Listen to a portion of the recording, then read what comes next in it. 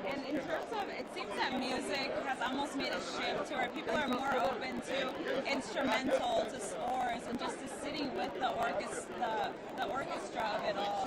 What does that mean to you, seeing that evolution in music right now? What does it mean for you to sing in English? See that evolution right now. Honestly, because it still feels like it's written. And then I was saying 2 years ago. I think that voices are always a big role in the world of music. I feel very out of place, but here I am. I got pink.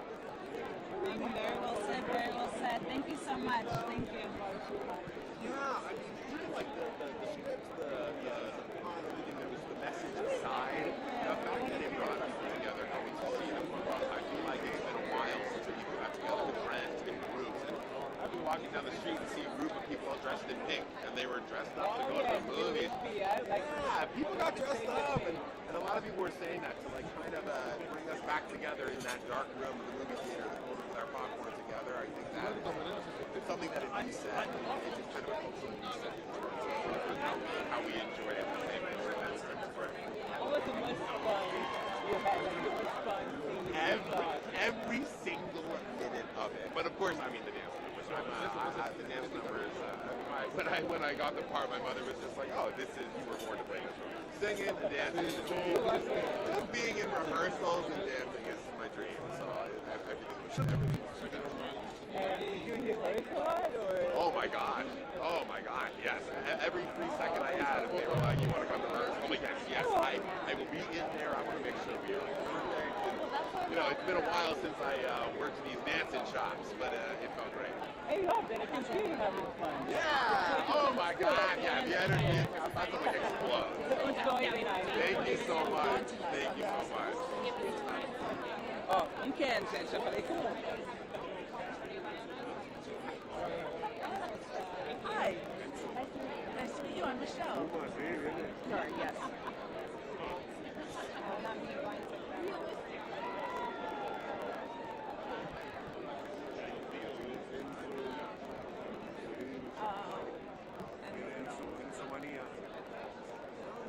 Excited.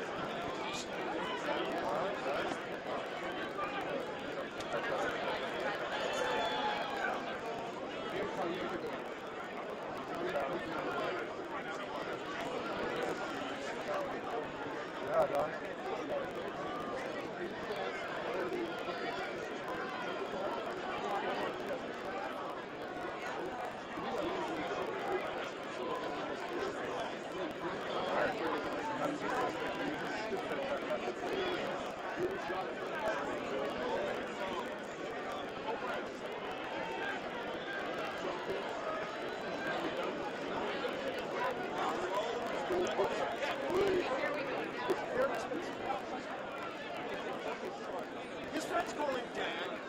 Those he loves him. He dated out.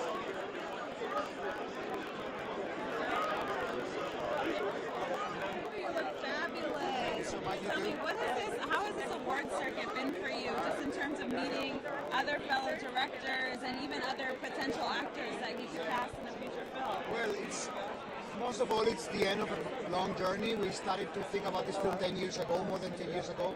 So this is like the end of a journey. We are really so overwhelmed by the reaction of the audience all over the world and how much love did we get with this film, that this is more like a celebration. And can you talk about the decision in the film, because I've been hearing conversation about it online, to not fully focus on the aftermath, but to focus on the endurance and the realization? Yeah, it's a movie, the opposite of all the versions of the film. The film is not about taking, it's about giving. I know. As this compassionate way of looking at every character is important. and I think somehow that resonates in a very special way nowadays in a world so full of conflict. Having a movie about how important is the other one, even for your own survival, I think it resonates in a very special way. Thank you so much. Thank you so much. We got it.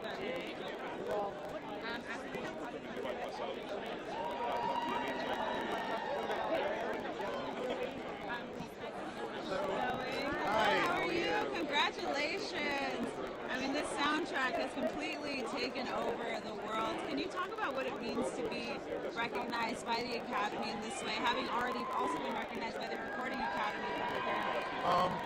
You know, it's always a wonderful thing to be a part of a community in any way you can, because you realize it's a team effort.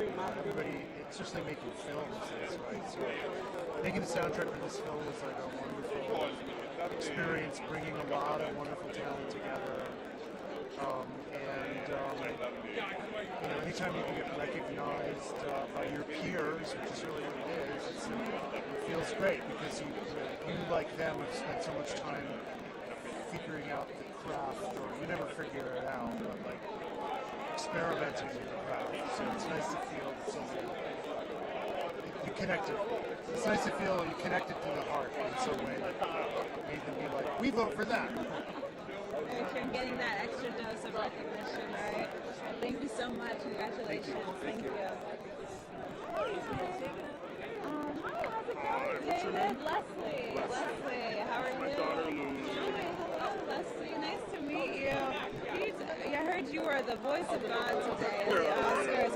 What did that process look like of them convincing you to say yes? Exciting things like, this is Lulu Greer Kim's first Oscar nomination and second win tonight for Inky Dinky Doo.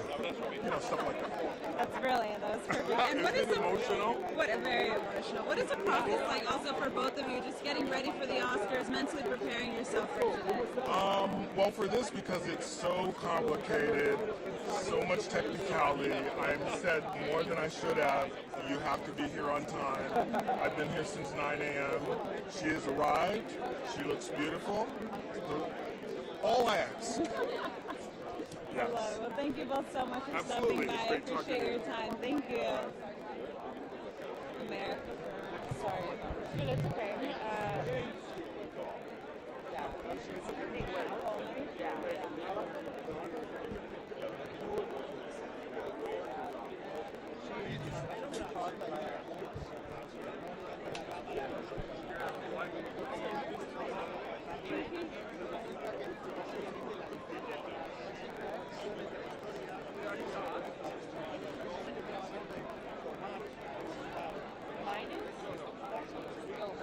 What happened? Come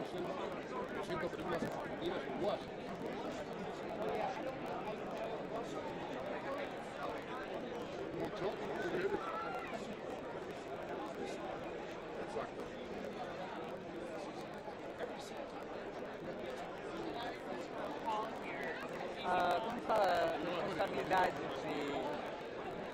fazer um orgasmo. Went inside that. I saw that. I saw that motion.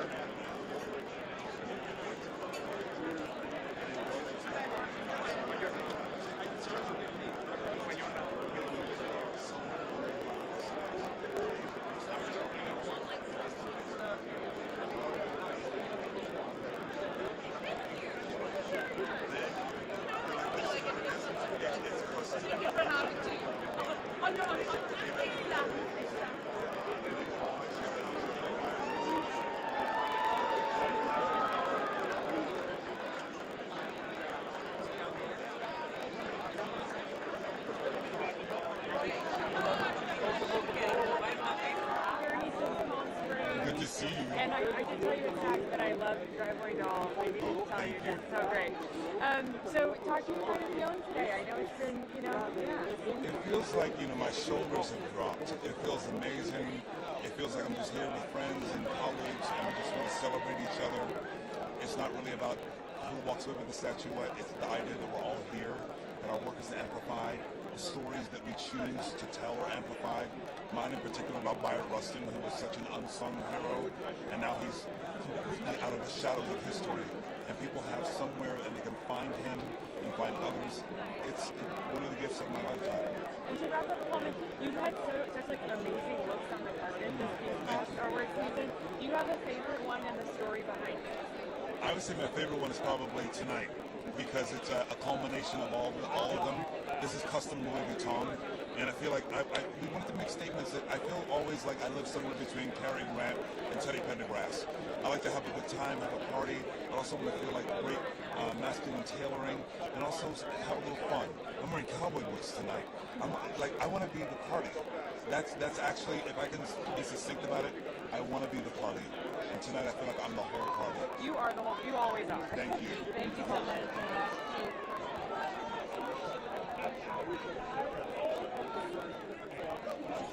Justamente veníamos camino para acá y formamos familia que es alucinante. Es decir, que he hecho películas con diálogos precisas. Tres de ellas.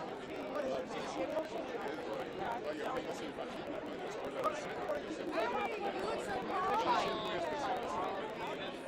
Es una película muy falsa. I mean, you can totally rap, but she does.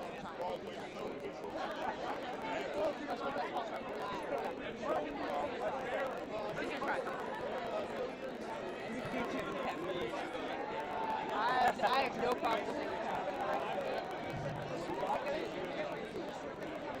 Literally in the head.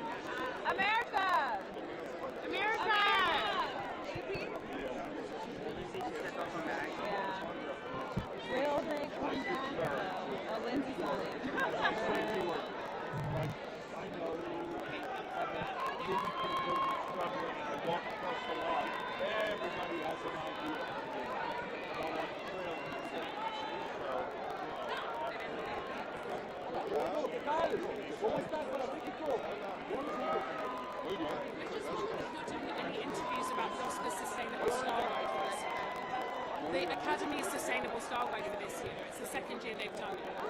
So we've had a couple of people there. We've got Maggie Baird, Billie Eilish's mom, and she's also one of the ambassadors for sustainable fashion and clothing. Would you be able to chat to her for a few minutes? Yeah. Okay. Yeah. Just like Alex. If you have. Okay. Thank you. Alex. Wait, Alexandra.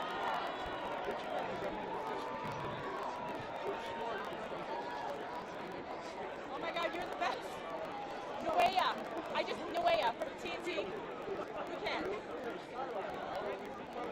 gonna try about that.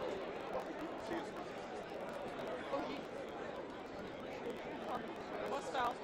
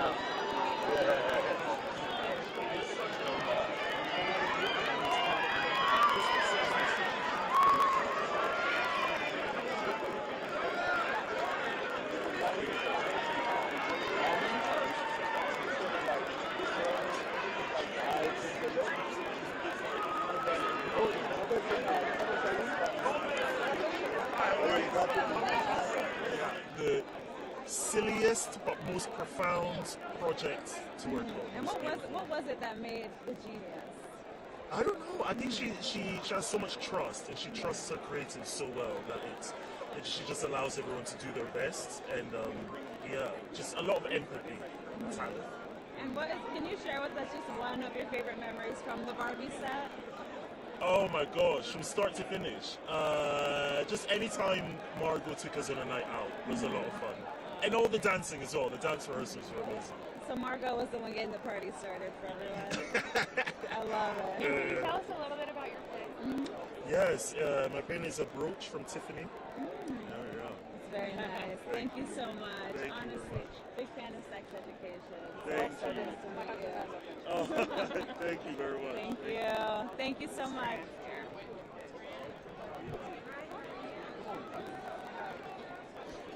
Well, it's great to have you here. Let's say you're the woman of the year.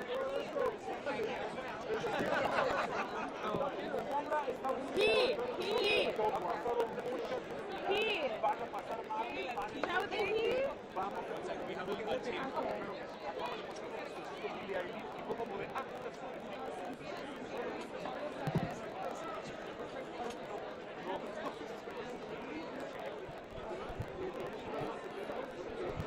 She's about to cry.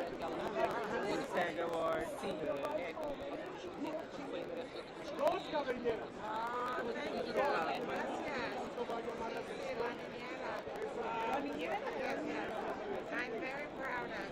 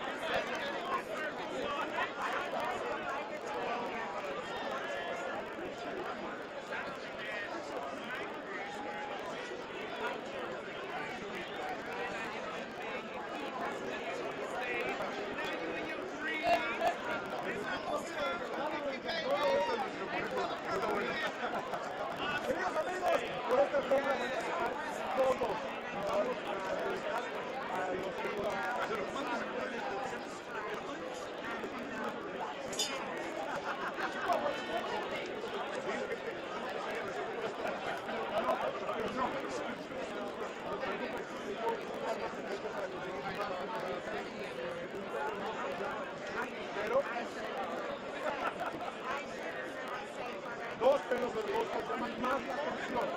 Es lo que vamos a hacer. Así es. Así es que nos tenemos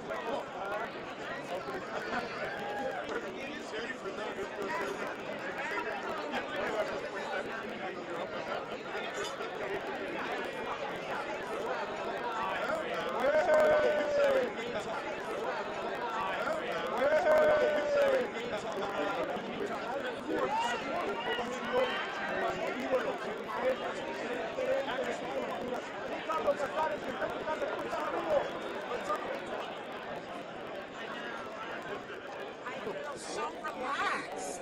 I feel so relieved. You know, at the SAG Awards, I was still a little nervous. I knew I had to make an important speech that encapsulated everything. Here, I'm a guest, and it's so easy. Plus, my shoes are comfortable. It's a win-win. Now, when I finish this red carpet, I'll get to the ladies' room and then forget about it. I can just enjoy, and it's smooth coasting. I love it. And it's interesting, you know, this year is the first year in a long time that there's been a lot of recognition of big blockbusters. I wonder if you think that's maybe a trajectory we're sort of seeing, and if that will help in terms of, you know, the finances. Well, for me, you know, it all comes down to great storytelling and great character development. It could be a huge movie or it could be a very small movie. Some of my favorite movies this season were actually very small movies. I keep asking people whether they saw Perfect Days, the Vin Vendors film.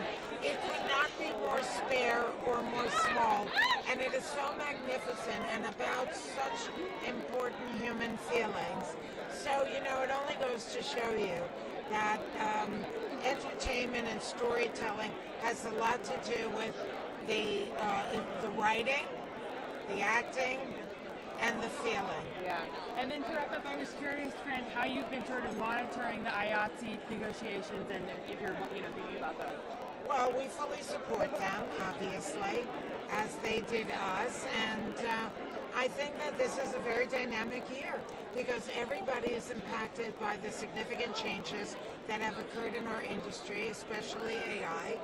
And so, you know, it's a left jab and a right hook because the AMPTP is getting it from all sides, but it's long overdue. I love it. Love the hair, by the way. You look amazing. Oh, thank you. Thank you so much.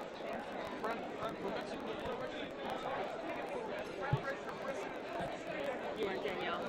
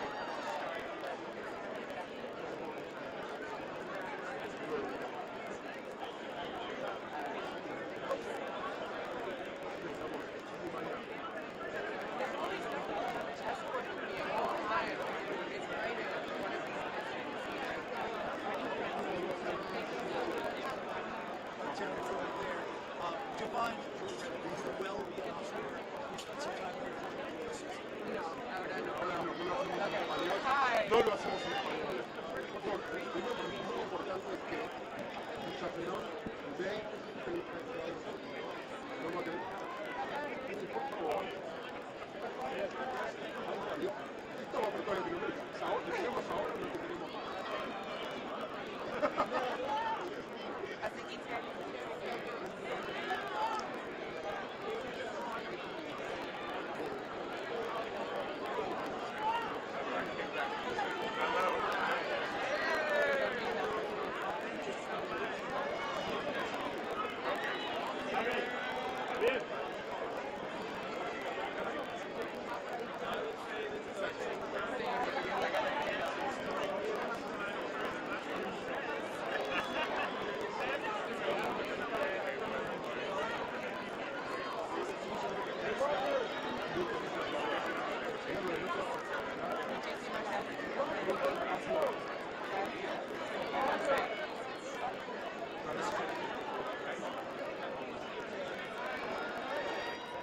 To give grace, to be patient with myself is what I've learned this season, and to take it in and enjoy. I love that. You gotta savor those moments, right? Congratulations Thank on you the so nomination. much. Thank you. Again, you look fabulous. Thank you, Tanya. Take our seat.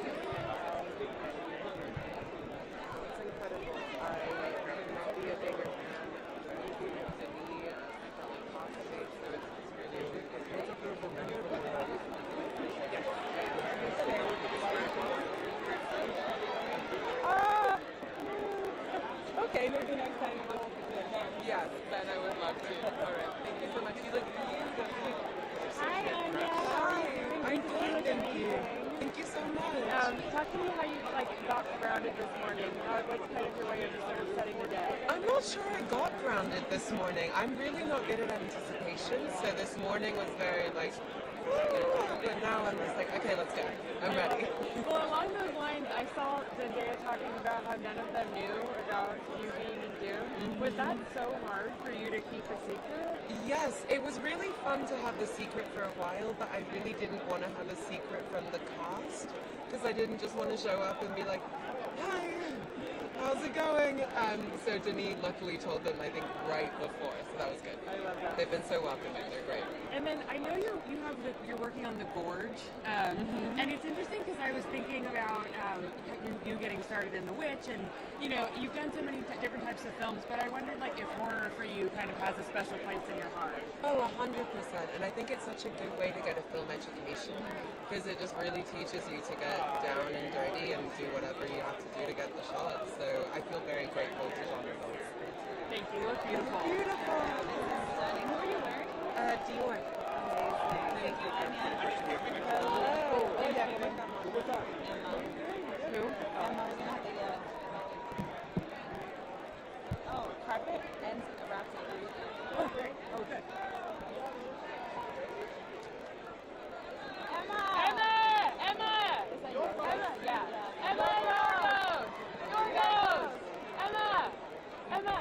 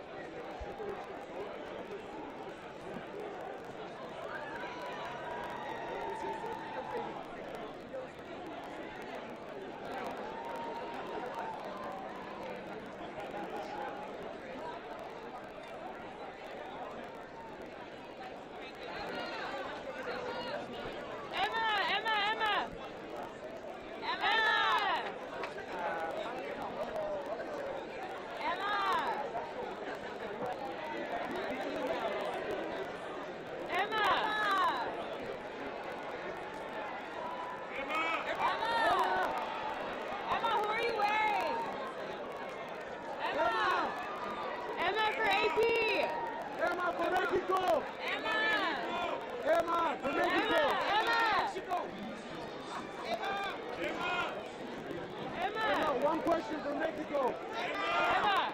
Emma! Emma! Emma!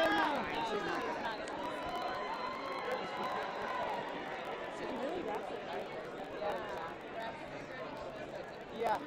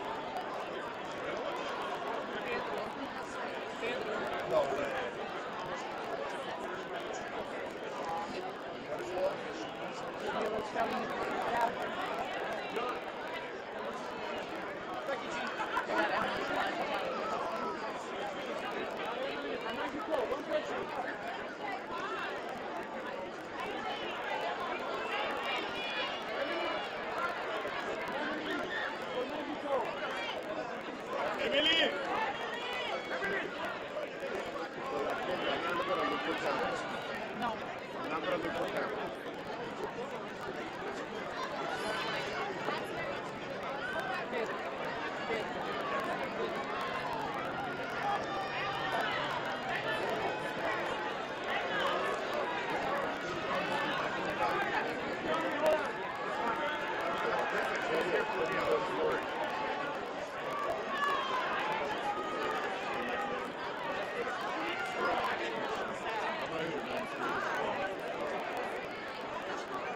Tommy, I have to know, what are the rituals, what is the process to get ready for the Oscars?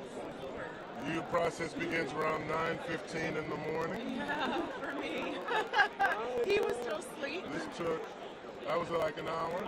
This takes like an hour and a half, 2. How are you doing? I mean, she woke up pretty good, but then there was that, I do some push-ups and sit-ups. He did. No, he was like in the corner because we were at the hotel and he was at the corner going, while they were like, you know. So that was his version That of was like push-ups and sit-ups. It wasn't anything else. It sounded something different. We did push-ups and sit-ups. That's all it was. Yeah. We put on some clothes, and then I wanted to walk, but they wouldn't let you walk. So you have to get in the car, which took 45 minutes because there's a lot of traffic. But I may walk back, say that We much. might actually walk back, yeah. If anyone sees Sterling K. Brown, If anybody sees, it's just me saving time. I love it. Thank you both so much for walking us through that process. And I wanted to ask as well, as a producer, you know, just having now dealt with the dual strikes that we had during Hollywood, how have you seen that aftermath kind of flourish in terms of producers supporting actors and writers? We're all in union. You look, IATSE's got us a possibility of a strike coming up at the end of July. I am deeply hopeful that we're able to find a resolution that people get a chance to go to work and keep to work and make a wage that allows them to live a life, right? Not be at the behold of sort of like these work stoppages, making them go home, having to find something else to do, like making enough money because it's a feast or famine sort of industry. People think we make a ton of money, and I do okay. I'm not going to try to front, but it took a minute for Brown to get to this place right now. And if I was going through what we all went through with the pandemic, with the strike and whatnot, I may have had to pivot and find something different too. So I'm thankful to be at the place that I'm at right now, and hopeful that other people who were where I was can be where I am later. Thank you so much. You're welcome. Thank you. Thank you. Thank you. So nice to see you all.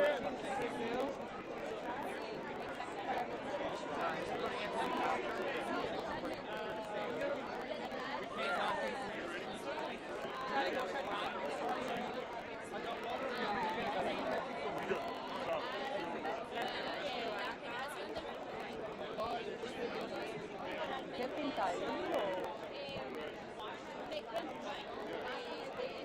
Oh, we are here, Jessica. Explain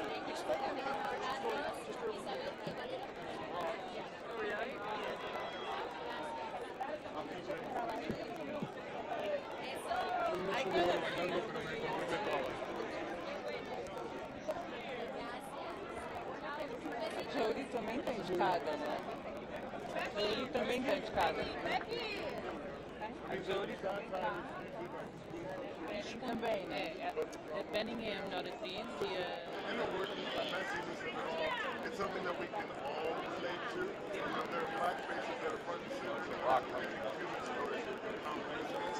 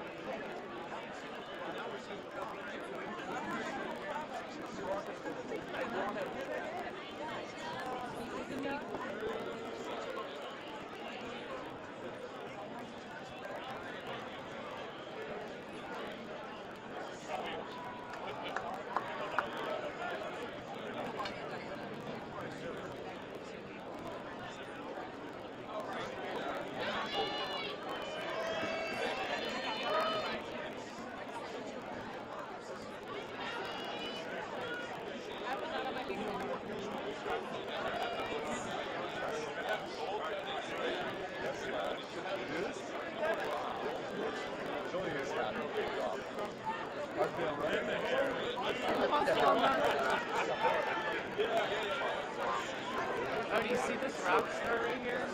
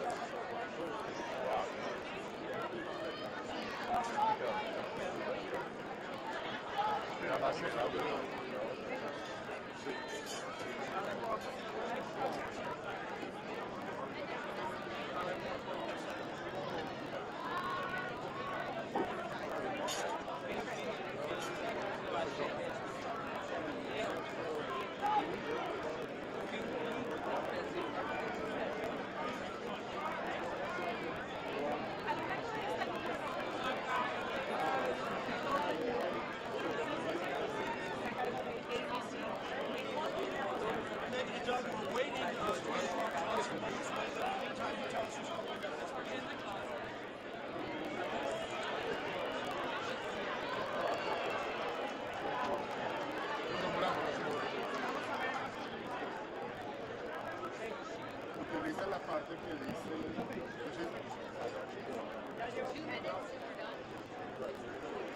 A lo largo de la alfombra roja nos encontramos con numerosos medios. A lo largo de la alfombra roja nos encontramos con numerosos medios. Okay, very good, you guys. I think I'll have this. What we're doing here is give us a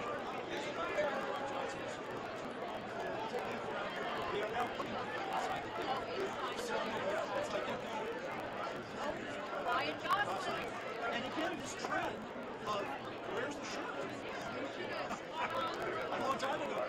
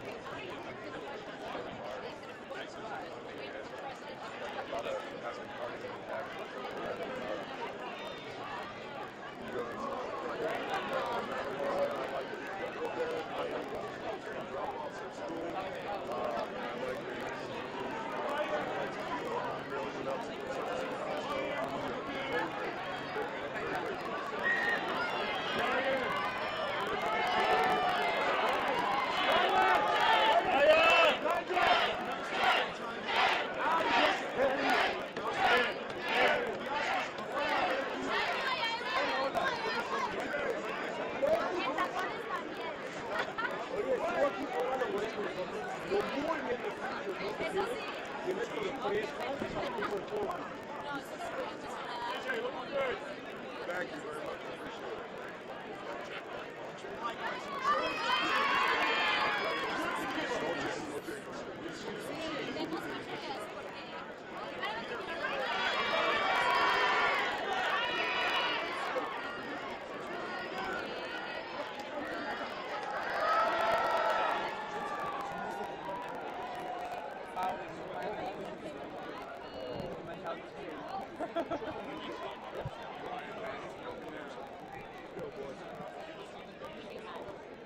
Filmei o Paulo, eu sou maior do que o The Rock.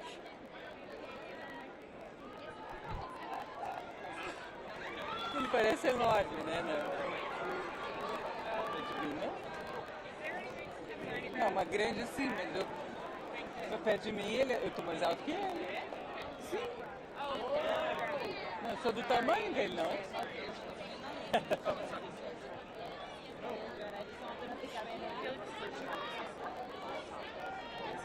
It's because we started earlier, even though we didn't finish earlier, it feels. I feel like it's like my legacy touch. How do you guys feel? How do you feel? You got a bunch in the beginning.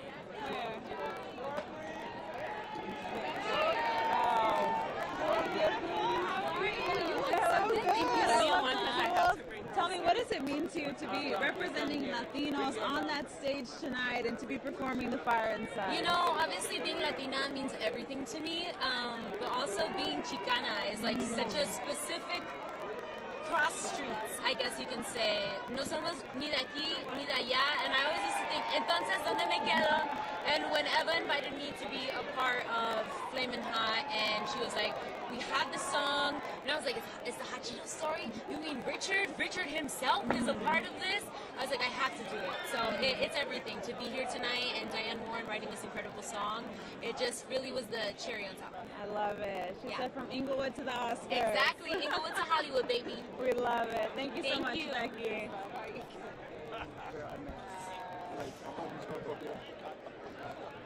We did for the party afterwards. The mom was like, oh, do you think you could dance with me? And then she was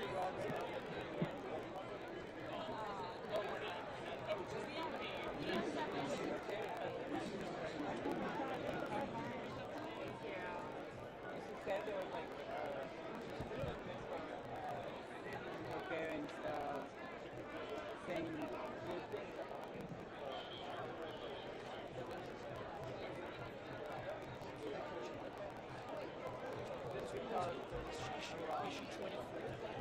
How old is Becky G? I know she's done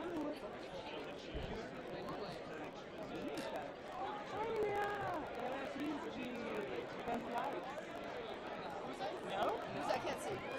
I've seen from the back, but I think she's from that side. Spielberg.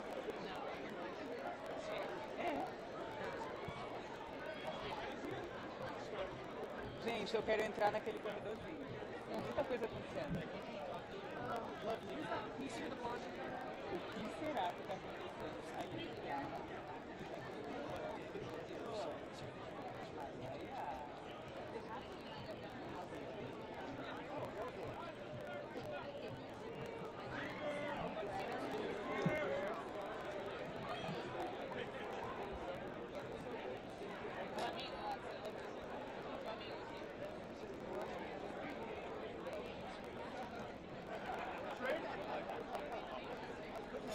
Spielberg.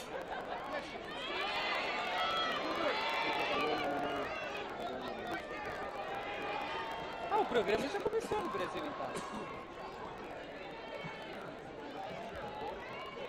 Você sabe que eles usaram, não sabe?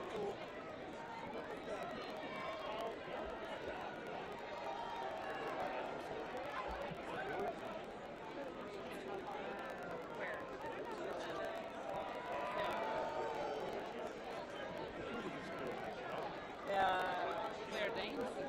Yeah, Claire Danes.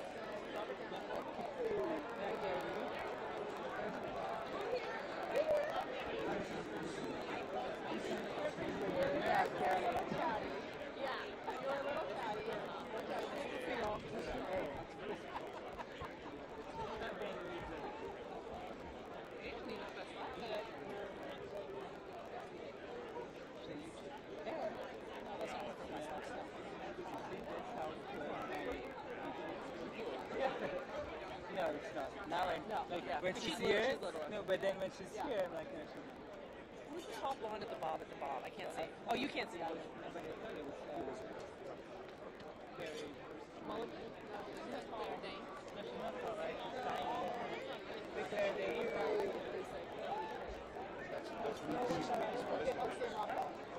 Sam Rockwell has Sam Rockwell. Sam Rockwell? Ela é mulher dele. Ele vai apresentar, será?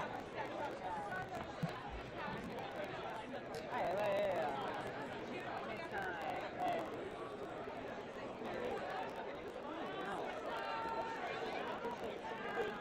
Drogas,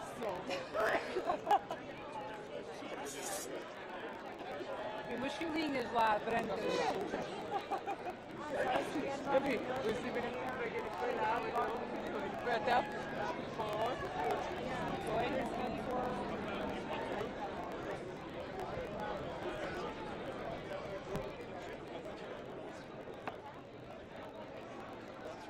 Esquisito, não tá tudo tal. É, não tá assim muito. Parou. Looking at pictures of me on the real thing.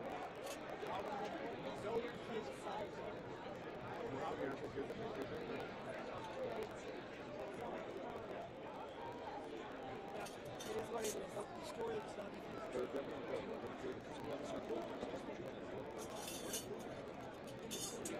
La cosa que me pasa es que quien sea, al parecer no se especializa en ese. O sea, que no se puede llegar a eso, que se está a resolver una hora 30. Ok, según yo es muy sencillo hacer, pero media cola, very tight, very cool, very no salía. After 45 minutes, yo ya empiezo como a estresarme y ya es como, ok, what can we do? Eu vou ficar filmando a portinha e ver como é que a pessoa sai lá de dentro. Olha, a chama gente. Tava sendo aqui. Aqui sem óculos ali.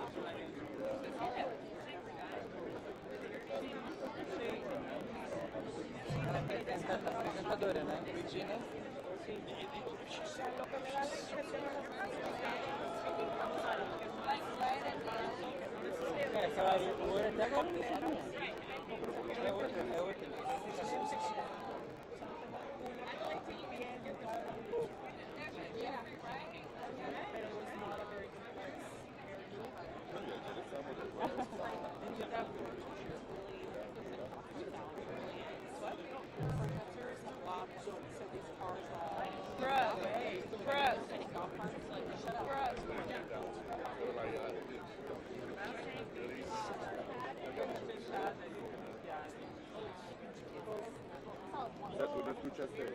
Essa mulher, ela é muito absurda de bonita. Os olhos dela e são amarelos. É muito bonito. Ela falou que tem alguma coisa bloqueando a entrada do carro. So they said the protesters were still about to go get people involved in it. They said the checkpoint was up yet. So I guess there's still protesters. Is there water? Yes, right behind Pedro. Oh my god, thank you. There's more. I'm good, thank you. My $5 Madeline. Here's all I do that. That's all I got.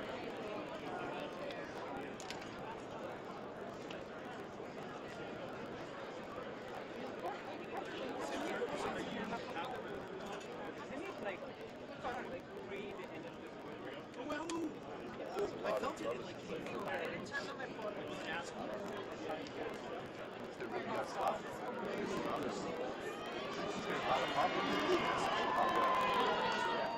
yo no lo veo.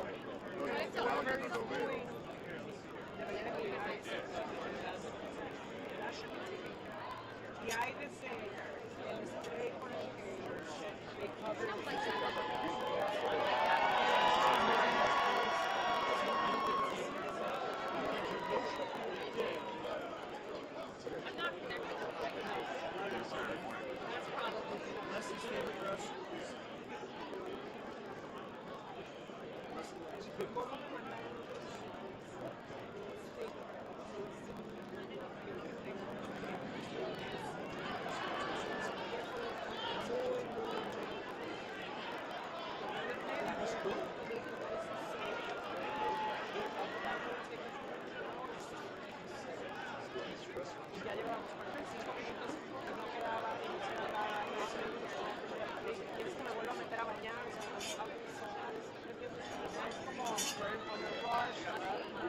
y no es, estamos diciendo, 100 trenzas que se mezclaban.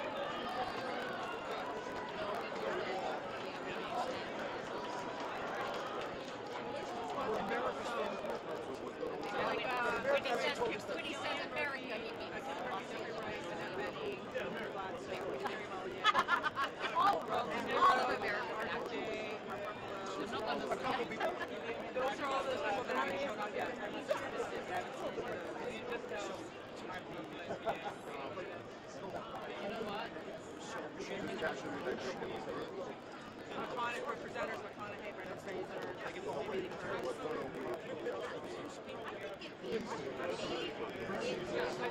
yeah, that's why I said they were the checkpoint wasn't open and they're about to go get talent. Yes, I know. Yeah, I know. No, it's almost impossible. This is impossible. But after the leftover pizza. We have a lot more.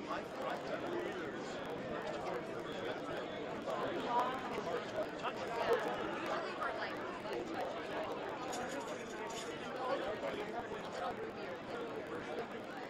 and so where do you guys go?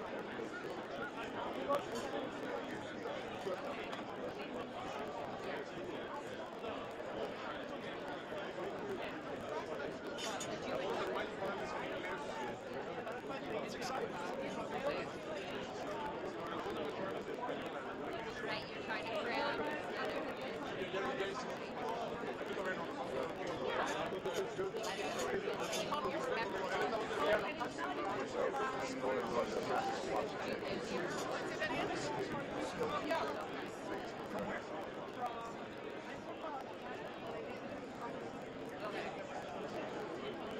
Everybody raves about this. I know.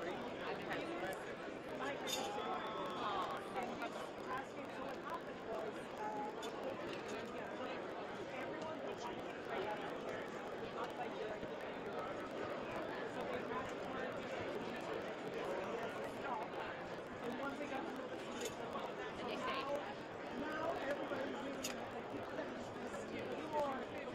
they just stop there and never let me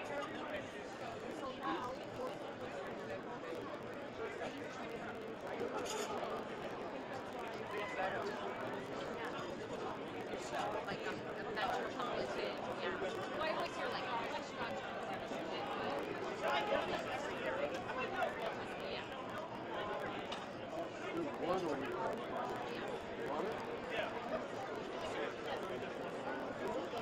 How long do you wait?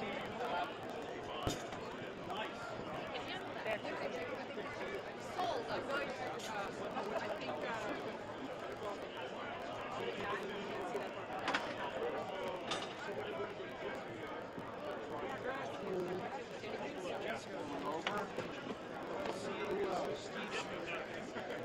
I'm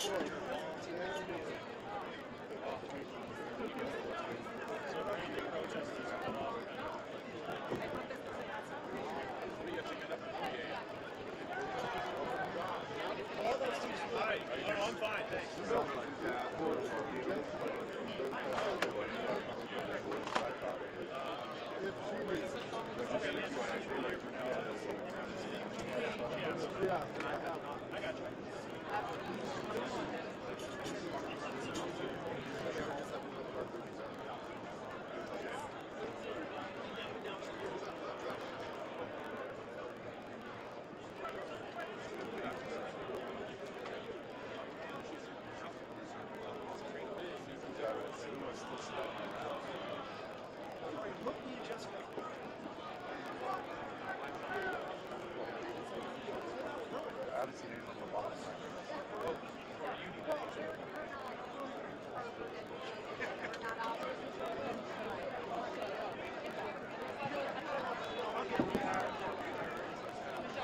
What's her name? The one that's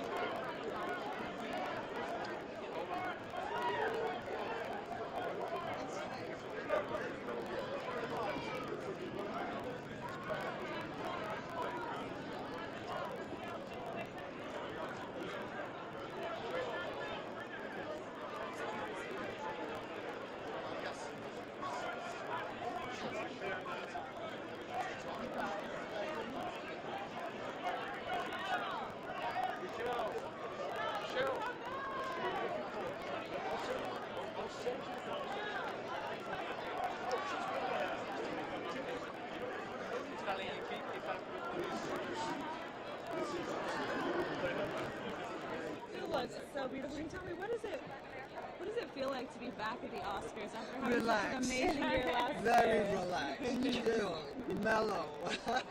None of that craziness of being terrified and happy at the same time.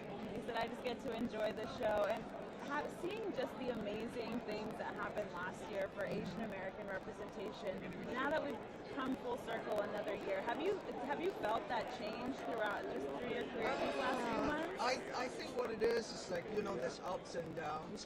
We've had a little bit more shows that has more representation, but then they don't get picked up, right? So it's still push and shove. We're trying our very best. We don't want to be too disappointed, but at the same time, we won't give up. And just really quickly, in your opinion, what is that one element that could lead to that change, to where we see things getting picked up and continuing? Just pushing ahead. Keep at it. There's so many elements, algorithms that you have to deal with, so we will keep trying. Thank you so much. Thank Thank you. There was a protest outside, so we were all not moving. Thank you, Michelle. Thank you. Thanks.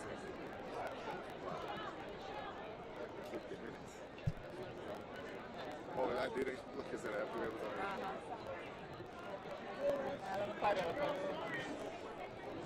Quick question with AP. Florence. Florence for Mexico. Florence, what are you wearing, Florence? Florence What are you for wearing? Mexico. Hello, how you doing? How you doing? Come here, Nice we'll to play see you. Bueno, mira, hubo un momentito de reconocimiento.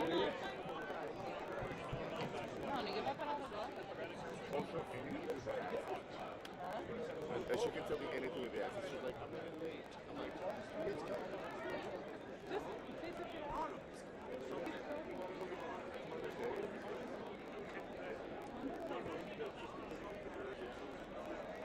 Tengo la espalda.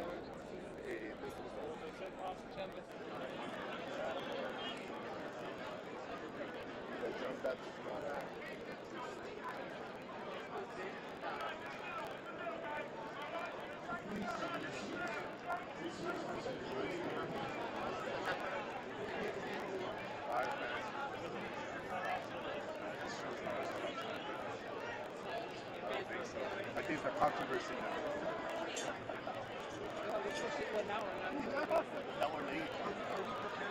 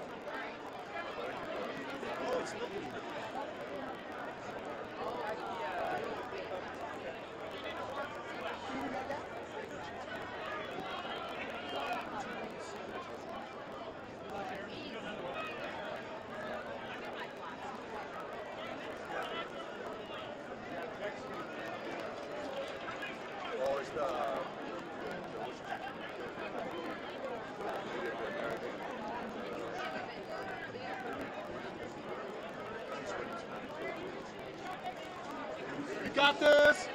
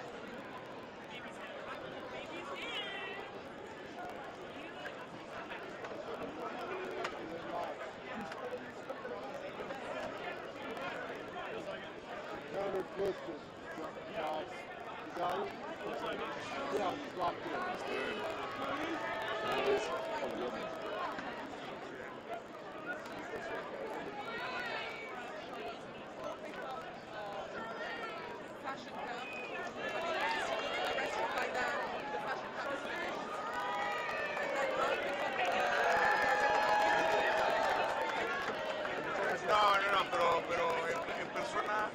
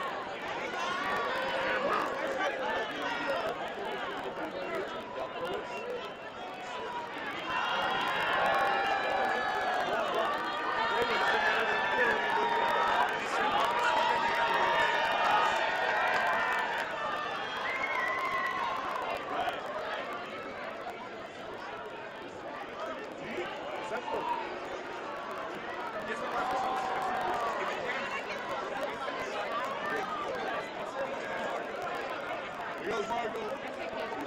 Marco.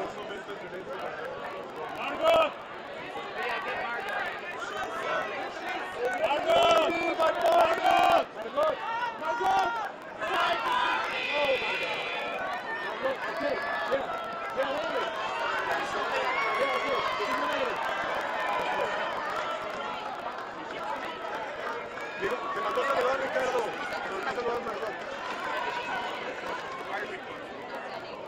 Un clásico. Muchas gracias.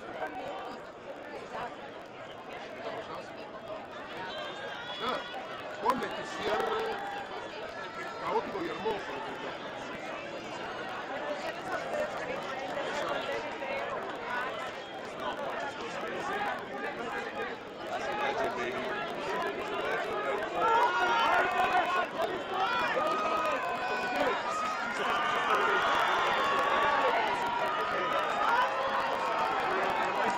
Ya estamos a punto de perder esto.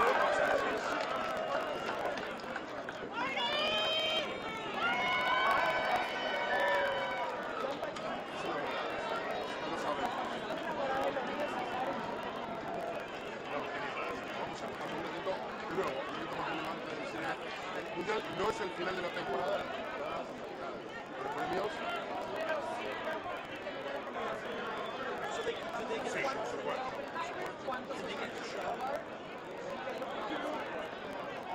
Después nos quedamos mirando por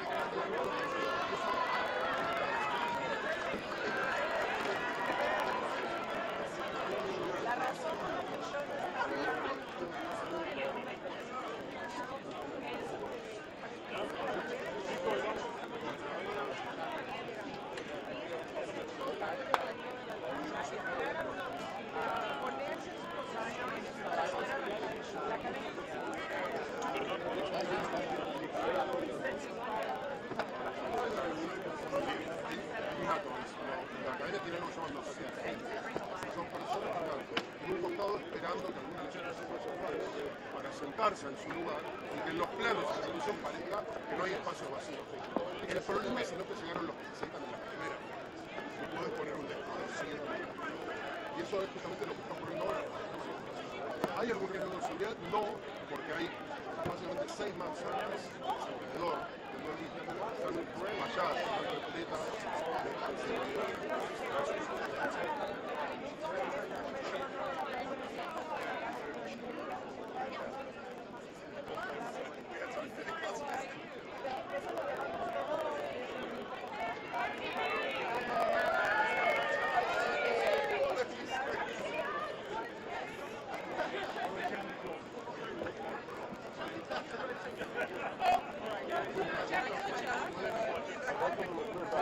There we go.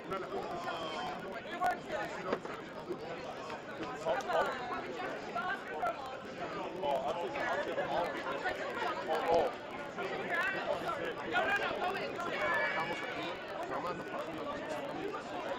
De aquel año,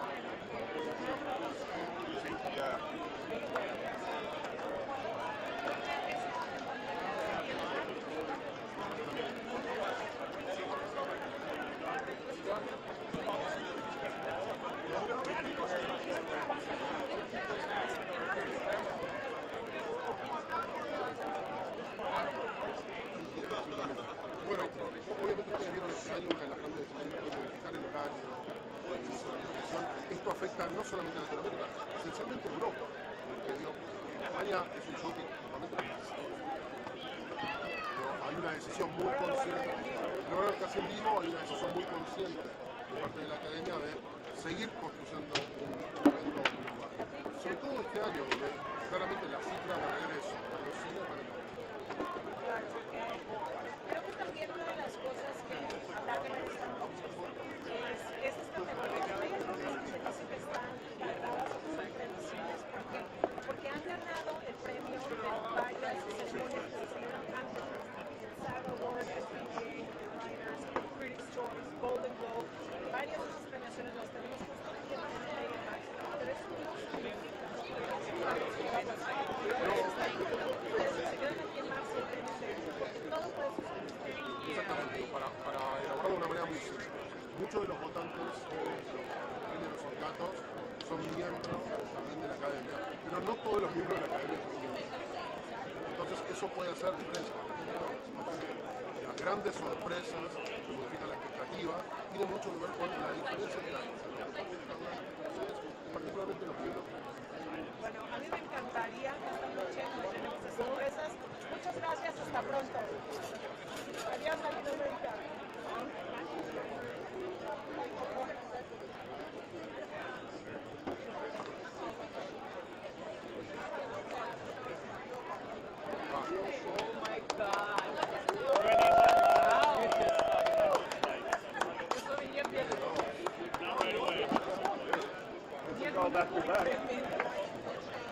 Oigan, ya empezamos a hacer una costumbre.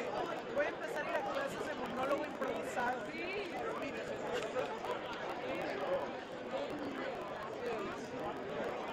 Muchas gracias. Chao, chao. Gracias a todos. ¿Te ayudo, Axo? Chao, gracias.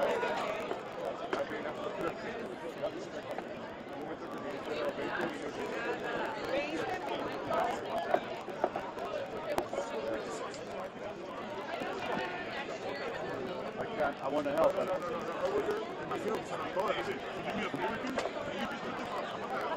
Okay, go see your mirror. Guys,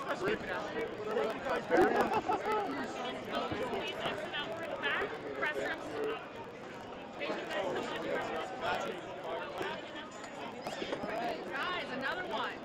Another one. Okay, where's Stokes? We're getting him. He's right here. People don't come around. No, right here. Stokes right here. No, like, if people aren't allowed. Yeah, we can go around now. He's going around. ¿Van por aquí o por acá? Whichever way you think we can so we can. No, you guys are. Está aquí cerrado. I'll just make some room for you guys. That's what I'm trying to figure out. Yeah, that's why I'm trying to make some room right here.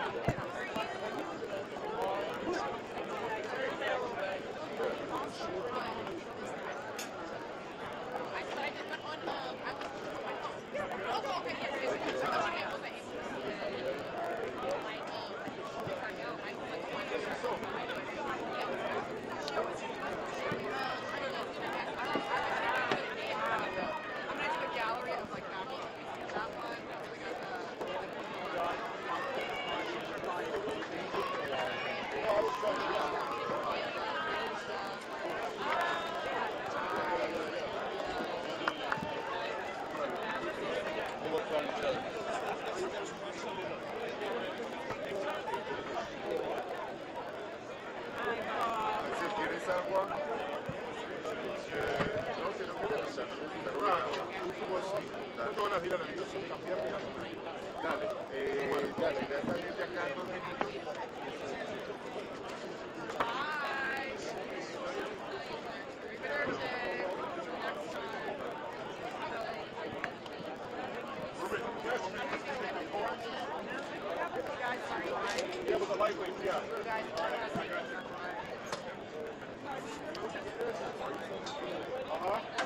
Oh, you go to Fuente, slide to the over the airport.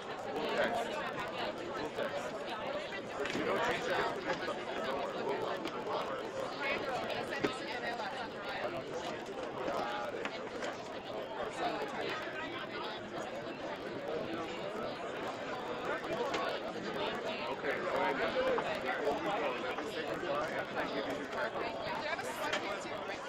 I think you threw it that way.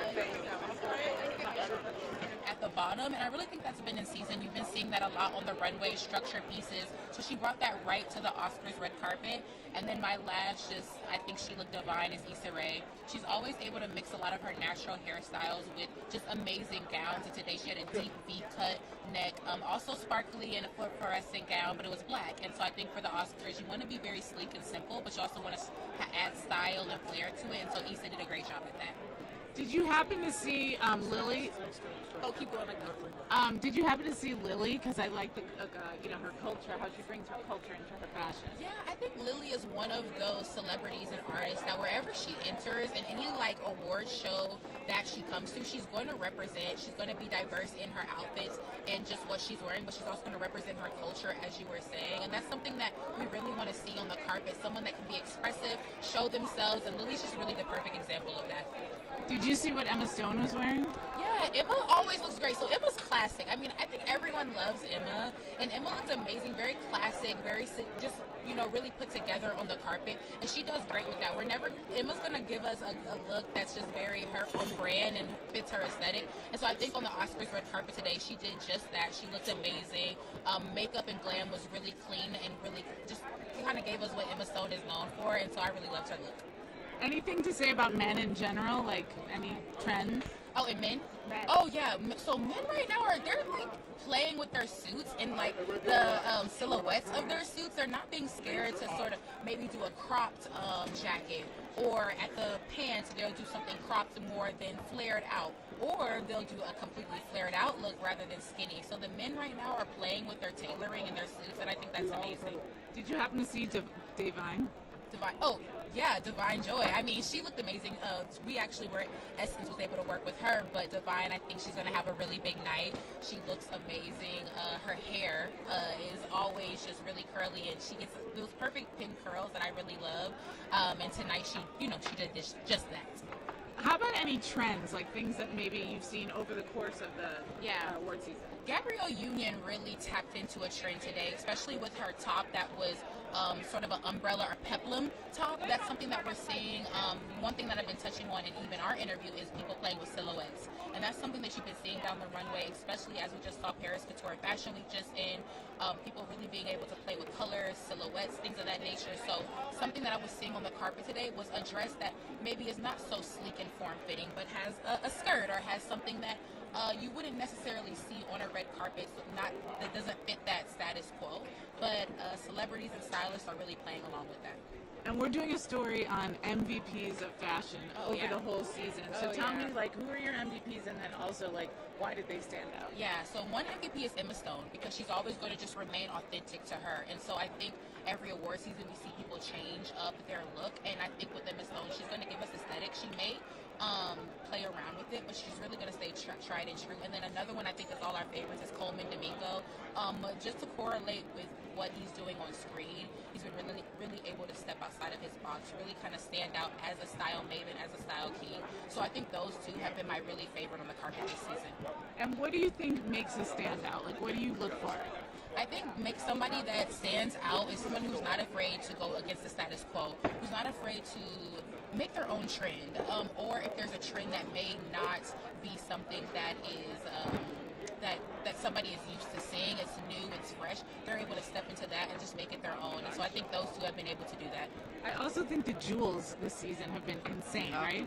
Oh yeah, yes. The jewelry has been amazing, and I think that's because people, to the point that we've been making, is not afraid to play around with their silhouettes, with their looks, and that comes with fancy jewels, that comes with fancy earrings, and so I think the jewels this season have been just really great, and it's been like a great pop to every outfit. Thank you so much. Really appreciate it. Have a great time. Thank you and so I'll much. send you guys a link. Okay, sounds good. Enjoy Thank the you. show. Thank you. That's it. Yep. Wonderful. So continue on. Thank you.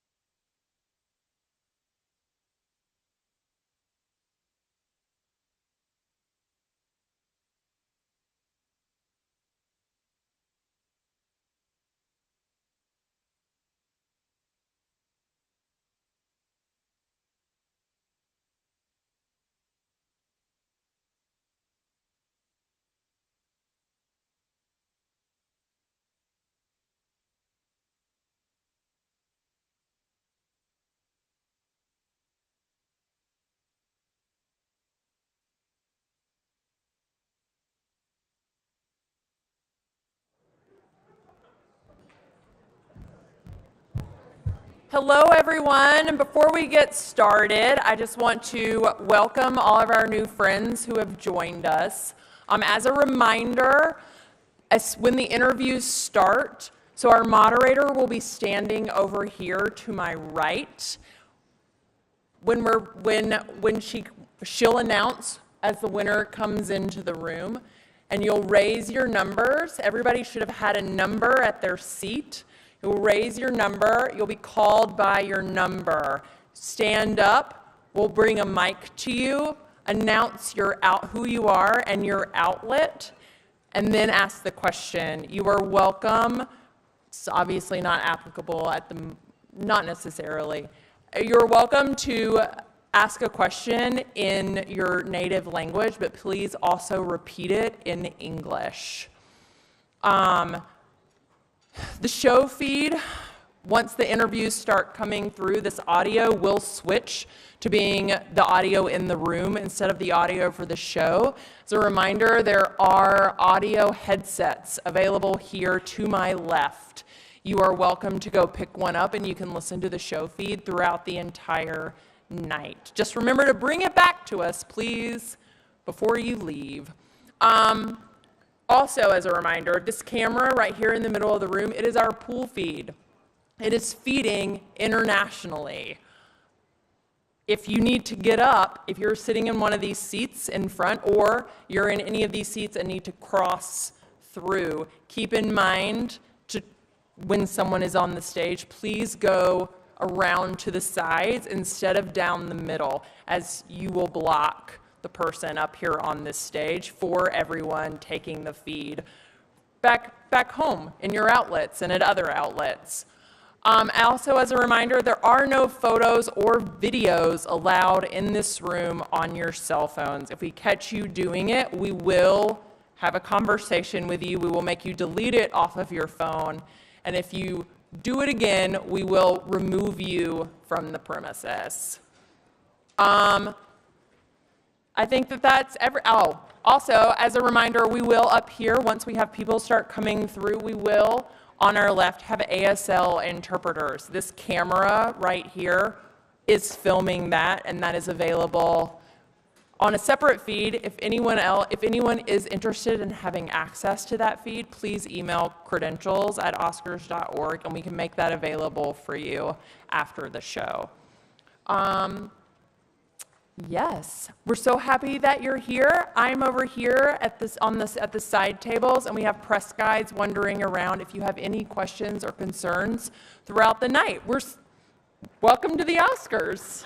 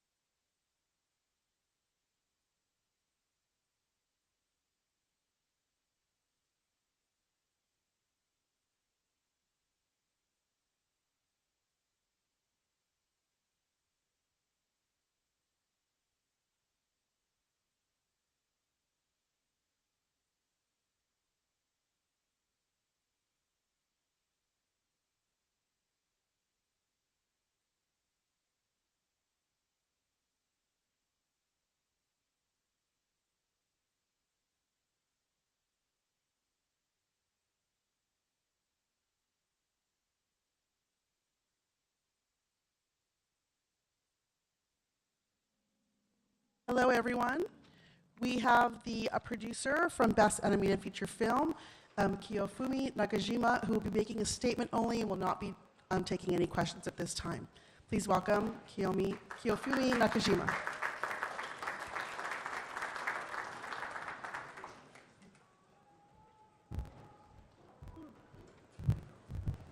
Thank you so much. この作品を、携わってくれた皆さんに、御礼申し上げます。I would like to thank all the people who are connected to this film. 今日は宮崎駿と鈴木敏夫が、プロデューサーの鈴木敏夫がここに来れないことをここに申し訳なく思います。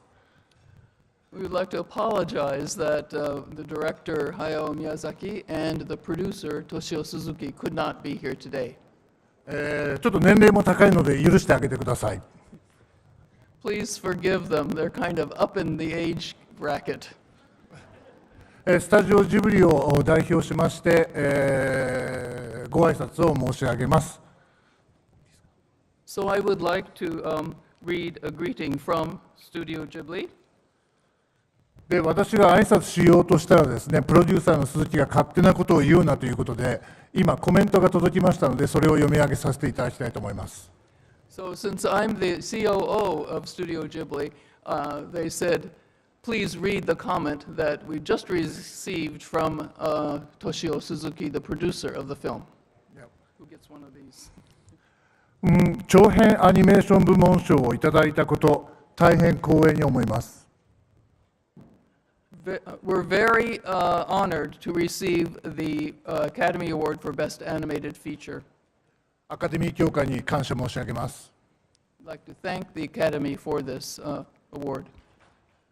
そしてこの作品の制作に携わった方々、世界で配給してくれた関係の皆様に感謝申し上げます。I would also like to give my thanks to those who were involved in the production of this film and to all those who worked to distribute the film worldwide. この作品は宮崎駿監督の引退の撤回から始まりました。This film began with the retracting of the retirement statement that Hayao Miyazaki made. そして制作に7年もの歳月を費やしてしまいました。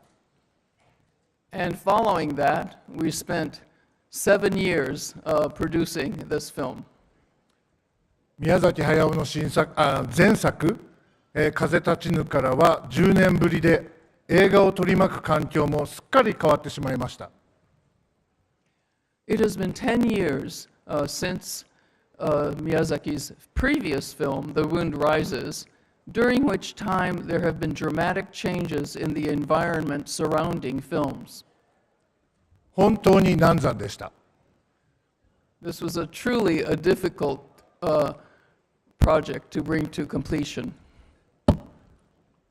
そうしたことを乗り越えて生まれた作品が世界中の多くの皆さんに見ていただけたこと、そしてこのように評価をいただけたことをとても嬉しく思います。I am very appreciative that the work that was created after overcoming these difficulties has been seen by so many people around the world and that it has received this recognition. 宮崎も私も随分と年を重ねてしまいました。Both Hayao Miyazaki and I have aged considerably. この年齢でこのような栄誉に浴せることに感謝申し上げるとともに、もっと働けというメッセージだと受け止めて、これからも精進してまいりたいと思います。I am grateful to receive such an honor at my age, and taking this as a message to continue our work, I will devote myself to work harder in the future. 本当にありがとうございました。スタジオジブリ鈴木敏夫。Thank you very much. Toshio Suzuki, Studio Ghibli. Thank you so much. Thank you, Academy. Thank you. Congratulations.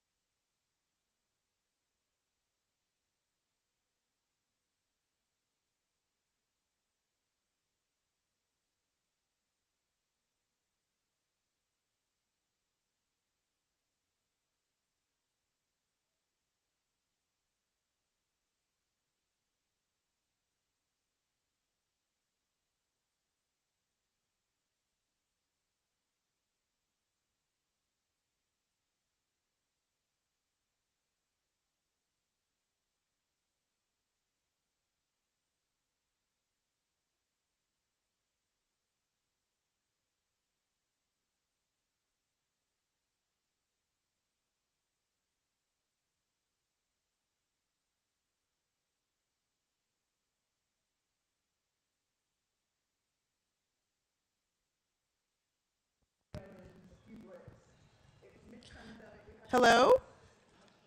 Hello? We now have the winners of Best Animated Short Film, War is Over, inspired by the music of John and Yoko, Dave Mullins, and Brad Booker.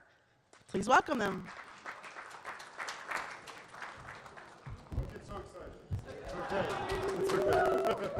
Hello. What are we doing here? Are there questions? Or? Number 309, please. I don't understand what's happening. Please stand That's up. And they'll bring the mic to Hi, you. 309. Shorts TV. Whoop, woo, Shorts TV. Congratulations. Thank you. So you start with a very, very famous song as a base to make your film. Did you feel the weight of responsibility? And also, how did you tackle the challenge of making such a famous song and make us feel like we're hearing it for the first time? Yeah, I mean, the song's been played. I think for John and Yoko, it's their most famous song that they played at this point. It's surpassed Imagine, because at Christmas it gets a giant surge, as you can imagine. Yeah. So we had to take it seriously. I mean, we really just looked at what John and Yoko were trying to say with the song. We had Sean O'Lennon as our creative executive producer, and we just tried to honor the anti-war message and try to do it in a creative way that was fun and made you cry. Yeah. Great. We're now going to number 284. In the back of the room, please. Hi, congratulations, Carlos Aguilar, RogerEbert.com.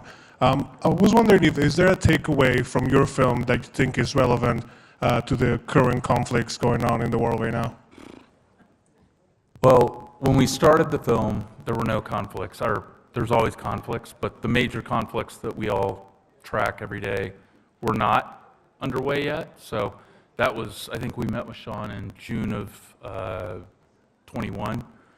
And then Peter Jackson came aboard like in 2 weeks after the war in Ukraine broke out. And we finished our film in October of this last year.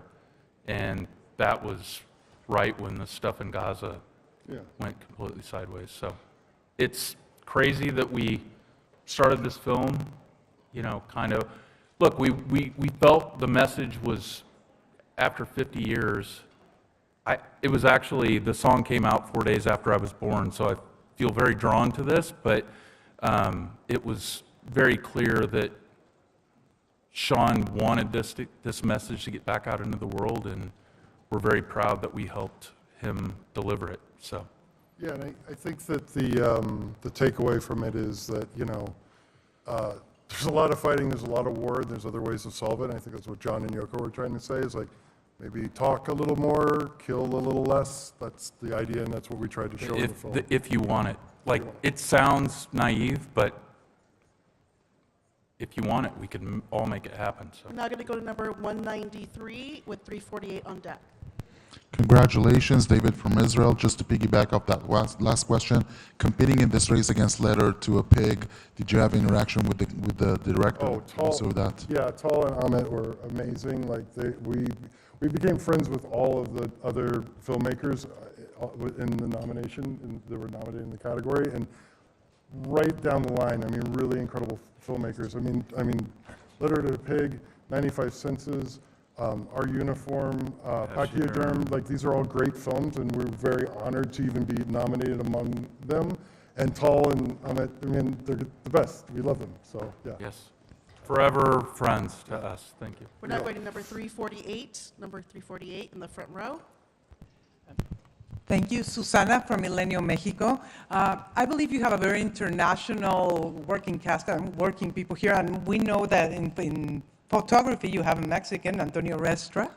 Could you tell us a little bit about him and the work everybody did? Oh yeah, Antonio was great. I mean, we had both a live action cinematographer, which was Antonio, and then we had a digital cinematographer for the film. But Antonio was great because early on we talked about exactly, lens kits, like exactly how we wanted to treat, basically how we're shooting the film to get the emotions across, and he was such a great part of that. We went at length. We had the entire film up at one point, and we were just drawing over the entire film, and like, okay, this is how we want to do the lighting, this is how we want to do color. He was fantastic to work with, and his depth of what he has done on live action stages helped inform us in what we were doing on our animated film. So we were very happy to work with him. Final question, number 229, in the middle of the room. Sold. No, I just, Please announce your name and outlet before asking your question. Thank you. Hi, Nancy Dillon with Rolling Stone. Congratulations. Oh, thank you. So Sean giving a shout out to his mom, it's going viral. Talk about, did you know he was going to do that? What did you think of that tribute? It was the whole room saying. We never know what Sean's going to do. Yeah, it's completely random. Look, he's very charming. He always comes up with the right thing to say, and that was the right thing to say. Like, we love that family, and we got to meet Yoko recently, so we feel very blessed. Yeah. Thank you. Thank you very much. Thank you. Thanks, guys.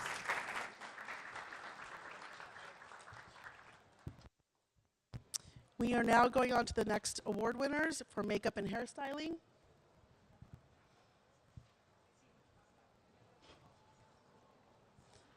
As a reminder, when you raise your numbers, please say your name and your outlet before asking your question.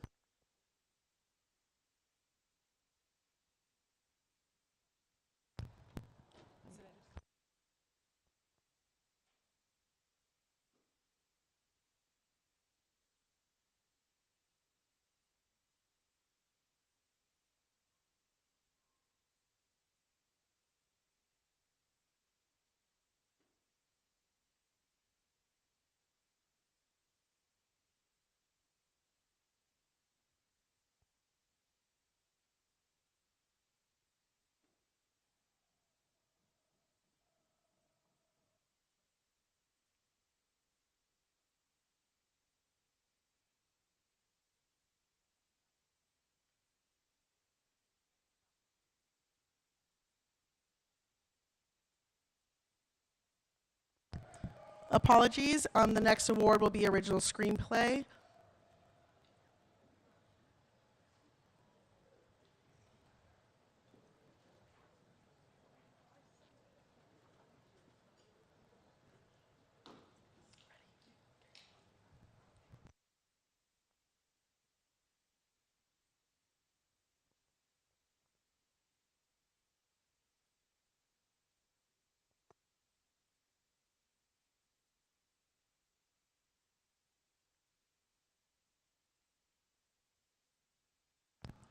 Please welcome the original screenplay winners, Anatomy of a Fall, Justine Triet, and Arthur Harari.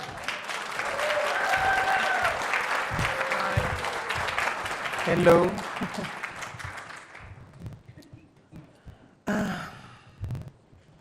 Question number 352 with 321 on deck. Hello, 352 over here, Angela Bishop from Network 10 Australia. Congratulations. When you were writing the part of Snoop, did you ever imagine there would be a dog like Messi who could play the part so well? No, actually, it was. We were very conscious that it was really complicated to find a good dog like this, of course.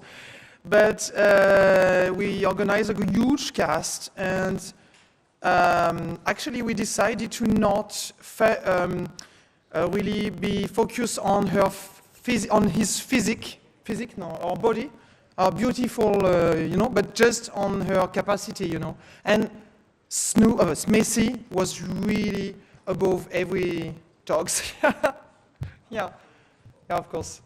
Number 321 with 311 on deck.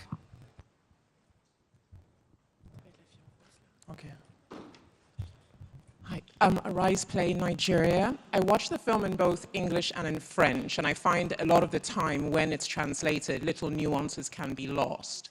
Your story is so much about perception and interpretation and misconception.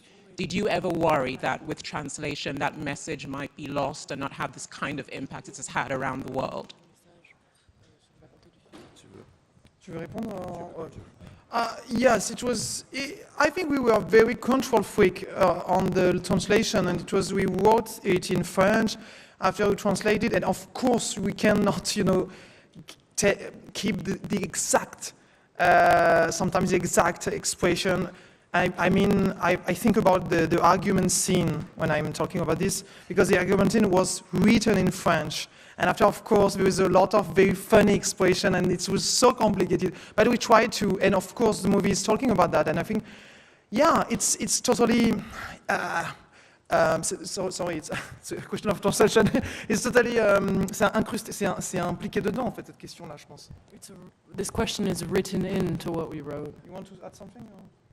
Yeah, I think the film should be seen in our original language. I can't imagine how it can be dubbed. I mean, what happens when she switches into English if she's already talking English? So I don't even know if that exists, that version, but it seemed complicated. So it's a statement for original language.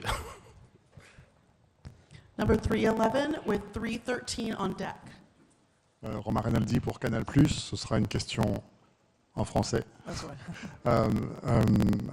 After this long campaign, how do you feel now that you have this Oscar in your hand, and what does represent this victory for you personally and for the film? Que représente ça représente beaucoup. C'est vrai que je pense que de manière assez pragmatique, le film s'est fait dans des conditions très indépendantes. On est avec on avait une liberté totale de fabriquer le film qu'on voulait. Et c'est vrai que de se retrouver ici aujourd'hui, à côté d'énormes productions, c'est quelque chose de aussi pragmatiquement extrêmement joyeux en fait pour les gens qui font du cinéma, de se dire qu'on peut exister aussi en faisant des films totalement différents. Et je pense que la diversité du cinéma, c'est quelque chose qui me tient vraiment à cœur, de pouvoir faire des films. J'adore des énormes productions, mais j'adore aussi des petits films. Et je pense que c'est très beau de voir qu'aux Oscars, en fait, on peut aussi donner de l'importance à des films comme ça. Voilà. Sorry. May you please restate the answer in English as well? Oh, il faut qu'elle traduise. Ah, sorry, excuse me. So the answer was about how important it is to have a variety of film made and recognized, and to see that a film like this one, with the budget that it had, can be side by side with much bigger productions in a space like the Oscars, gives hope for what the variety and diversity of cinema can be. Number 313 and 357 on deck. Bonsoir, Franck Jonozo pour France Télévisions. You told us just yesterday that you didn't think this kind of movies could end up in the Oscars. What about now?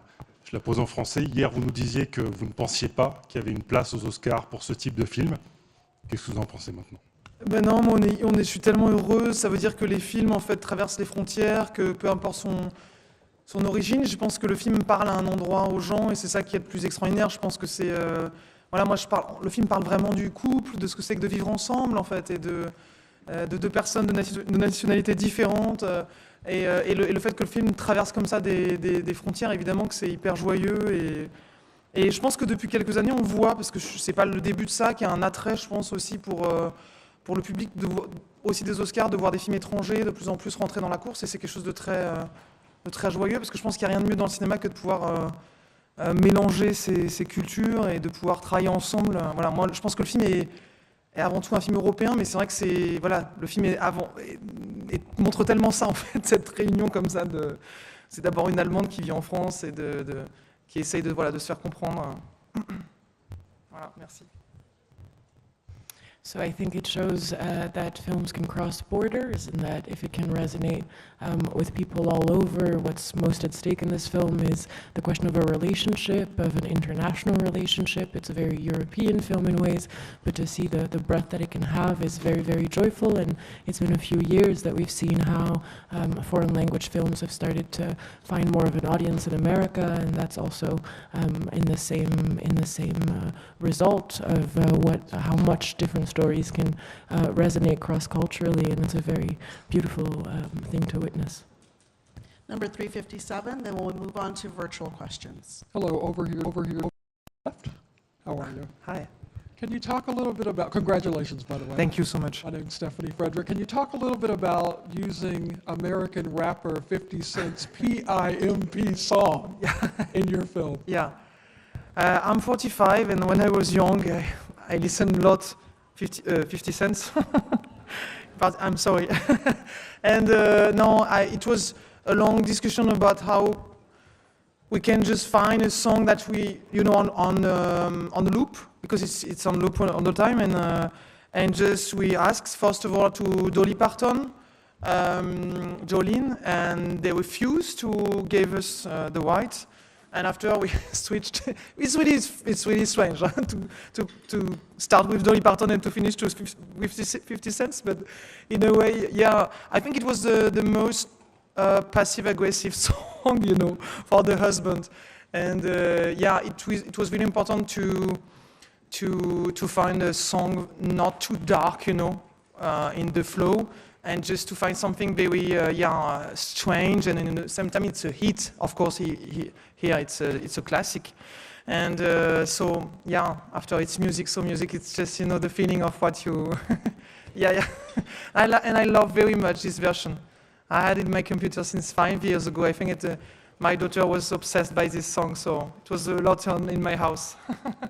Okay, we're now moving on to virtual questions. We're going to York Vision. Caitlin, can you please introduce yourself? Okay. Hi there, I'm Caitlin from York Vision. Congratulations on such a wonderful screenplay and a wonderful film.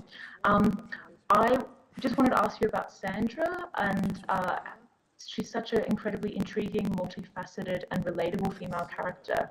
Her honesty stuck with me, particularly the lingering notion of whether she did it. How did you go about writing such a powerful female character? Par rapport à Sandra? Okay. I think Sandra is really interesting because she's playing it really in a very... sorry, I switch in French because it's too complicated in English for me. Elle le joue de façon extrêmement transparente, très...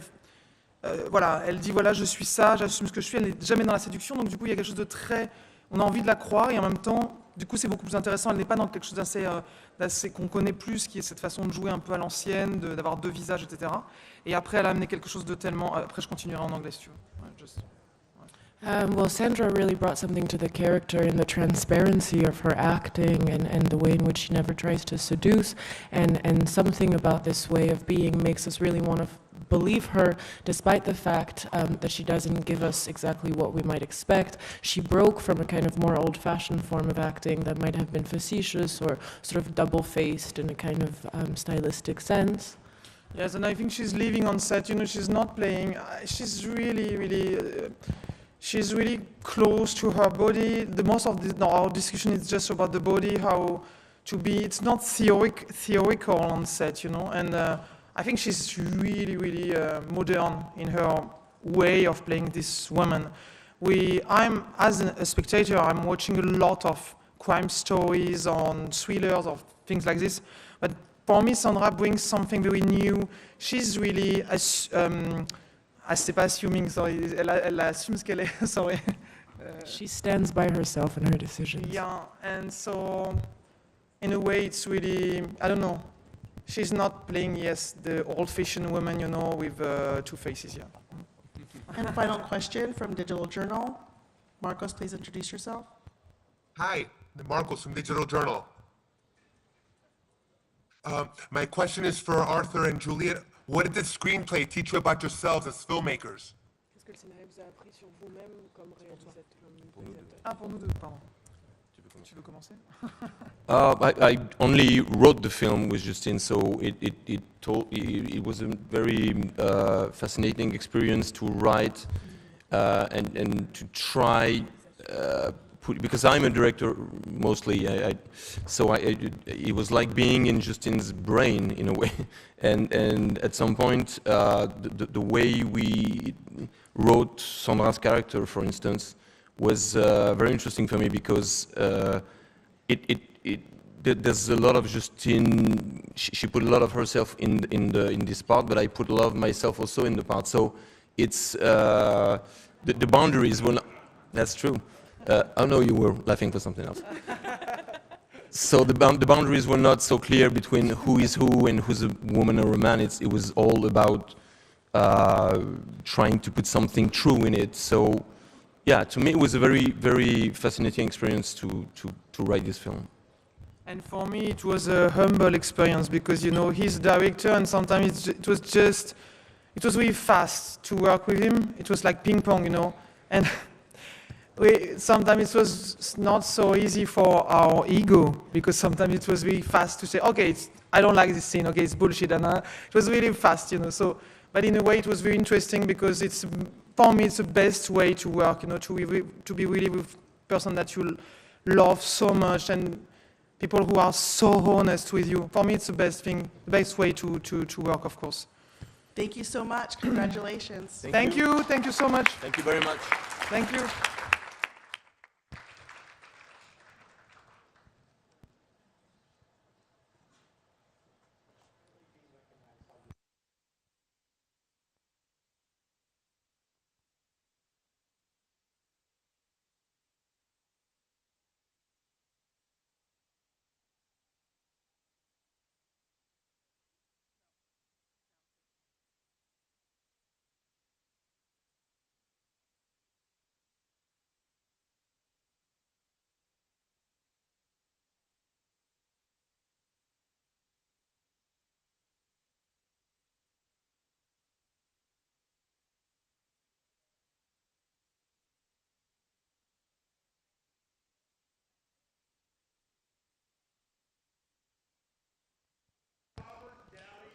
Hello, please welcome winner of Adapted Screenplay, American Fiction, Cord Jefferson.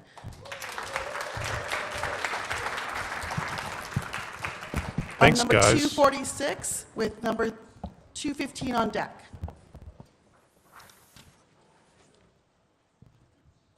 Hello, Elle Marie with EUR Web. Hi. Hi, Cord. Congratulations. Thank you. I feel like you kind of foreshadowed your success with the character Adam Brody's Get Your Tux Ready, we're going to the big show. And so here we are. So I want you to speak to the importance of being recognized for a film that shined a light on the stereotypes and also kind of poked fun of the stereotypes of black characters in film. Yeah, look, there's a Victor Hugo quote that he says, nothing is more powerful than an idea whose time has come. And so, I was very passionate about this film. Everybody who worked on this film was very passionate about it. Nobody was there for the money because we didn't have any money. So people were there because they believed in it. And so to be here now and to receive this kind of response is yeah, it feels incredibly surreal. I'm so grateful for it. I think everybody on the film is so grateful for it. Yeah, just the sort of, we didn't have a huge marketing budget, and so we relied on word of mouth a lot, and people who liked the film telling other people that they liked the film. And so, yeah, it is, hopefully the lesson here, and it's kind of what I tried to convey in my speech, is that there is an audience for things that are different. There is an appetite for things that are different. And, a story with black characters that's going to appeal to a lot of people doesn't need to take place on a plantation, doesn't need to take place in the projects, doesn't need to have drug dealers in it, doesn't need to have gang members in it, that there's an audience for different depictions of people's lives, and there is a market for depictions of black life that are as broad and as deep as any other depictions of people's lives. Does that make sense? Yeah. Thank you. Final question, number 215. Hi, Mr. Jefferson. It's Maxwell from Axios. How's it Hey. going? Wanted to ask about the sort of the world building in Boston that you did in the film. Can you tell me about what you learned about Boston and Massachusetts and the area in general while you were producing American Fiction, and then kind of like how that played into everything you did in the film? Yeah, I mean,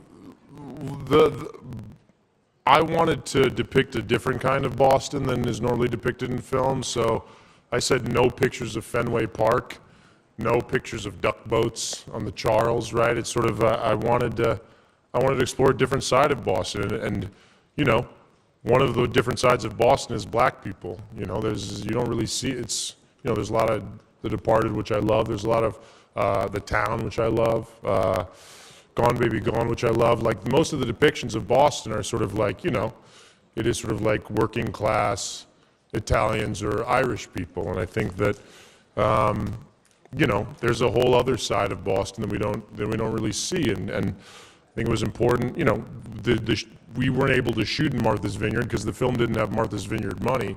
But, you know, there's a little bit of sort of like a nod to Oak Bluffs in the film and sort of a nod to the sort of to the black community that is sort of thriving in that part of the world. So, yeah, it's important to me to.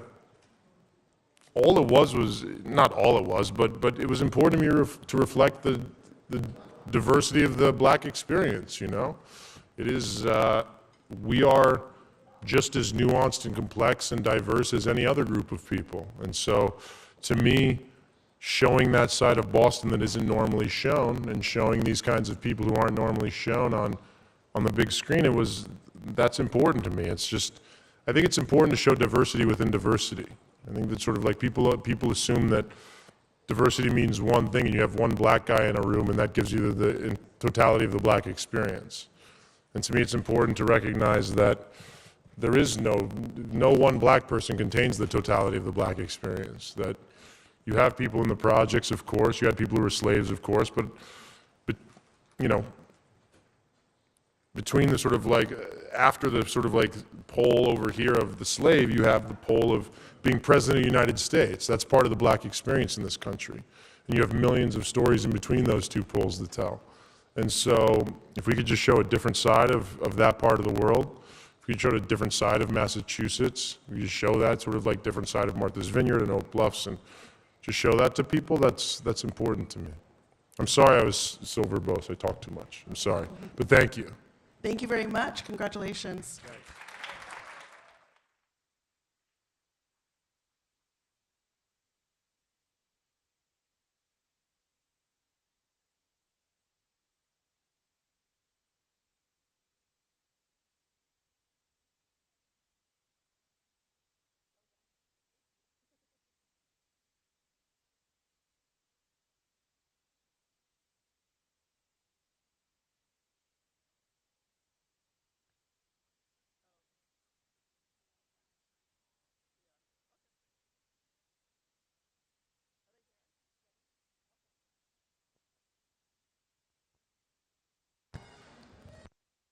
We have our next winners coming into the room. It will be the winners for production design.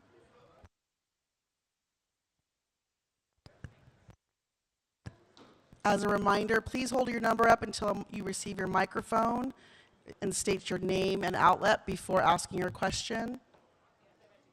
And if you're asking a question in a different language, please repeat it in English. Thank you.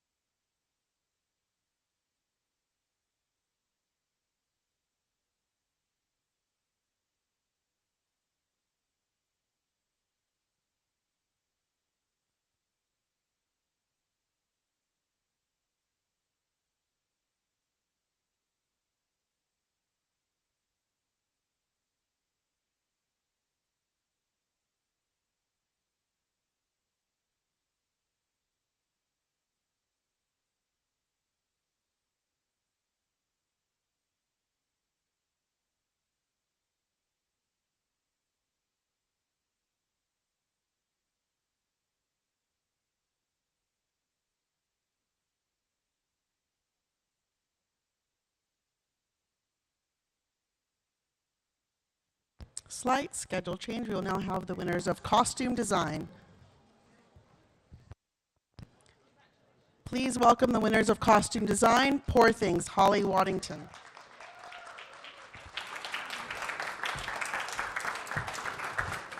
Hi, everyone.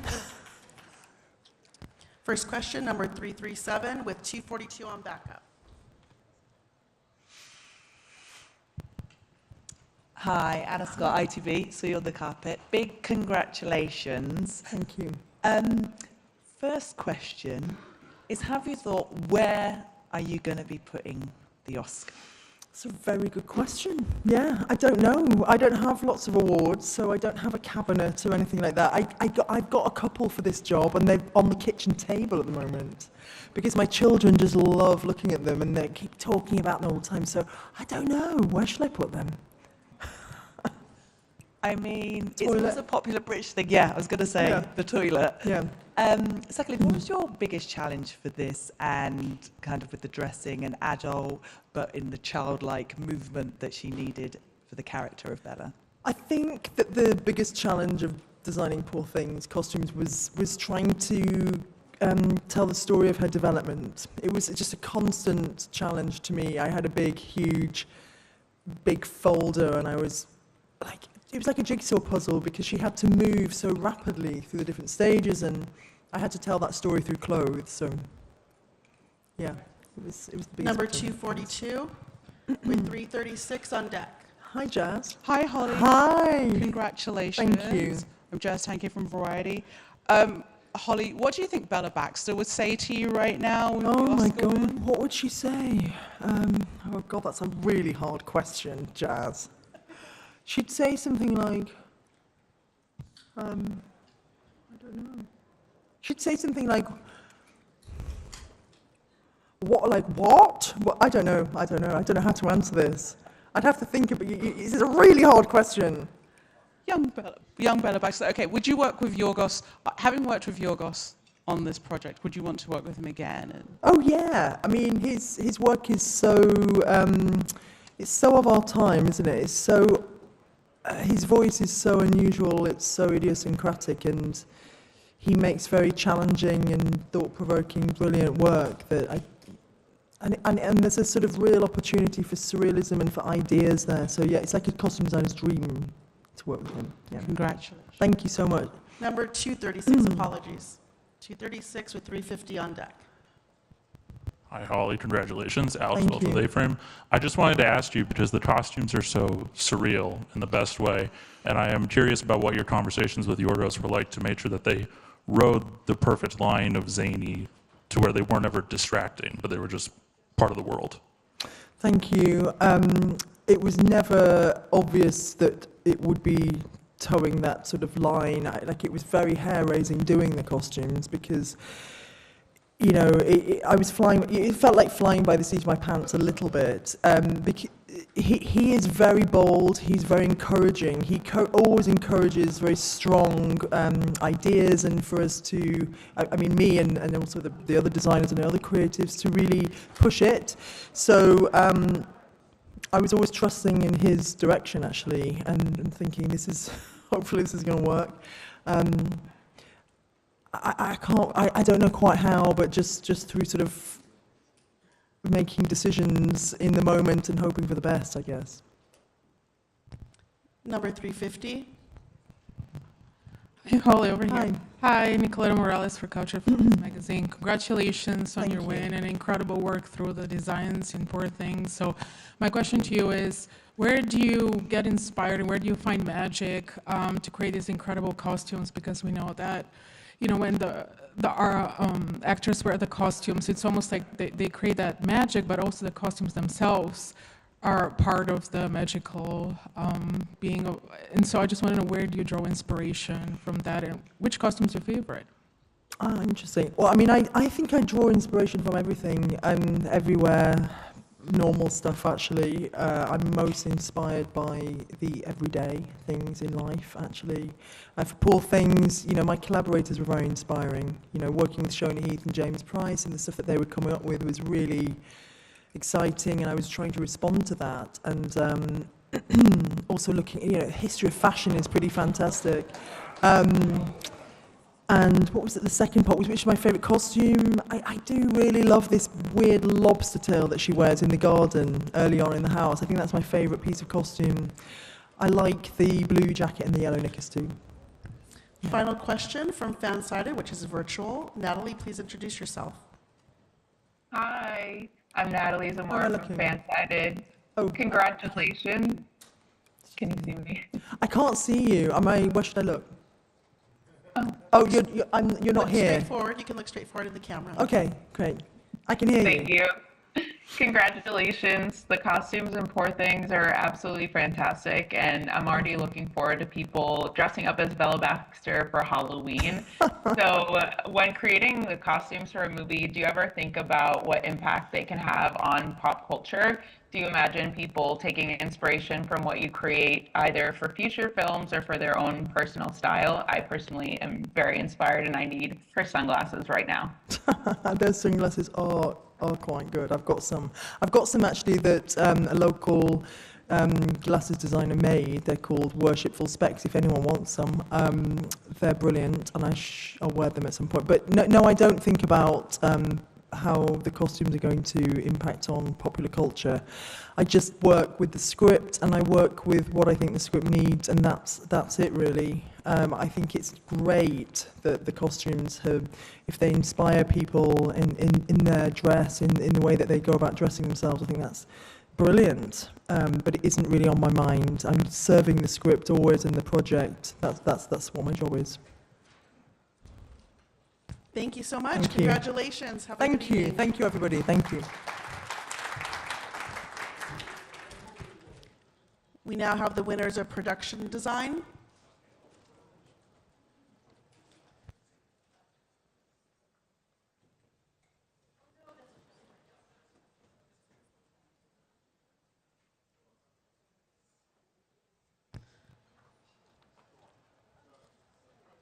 Please welcome our winners for production design, Poor Things, James Price, Shona Heath, and Zuza.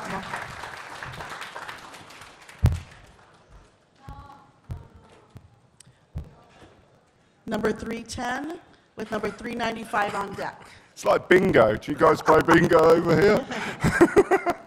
Sorry, 195 on deck. Sorry. Hi, I'm Marina Taranova from Shorts TV. Congratulations.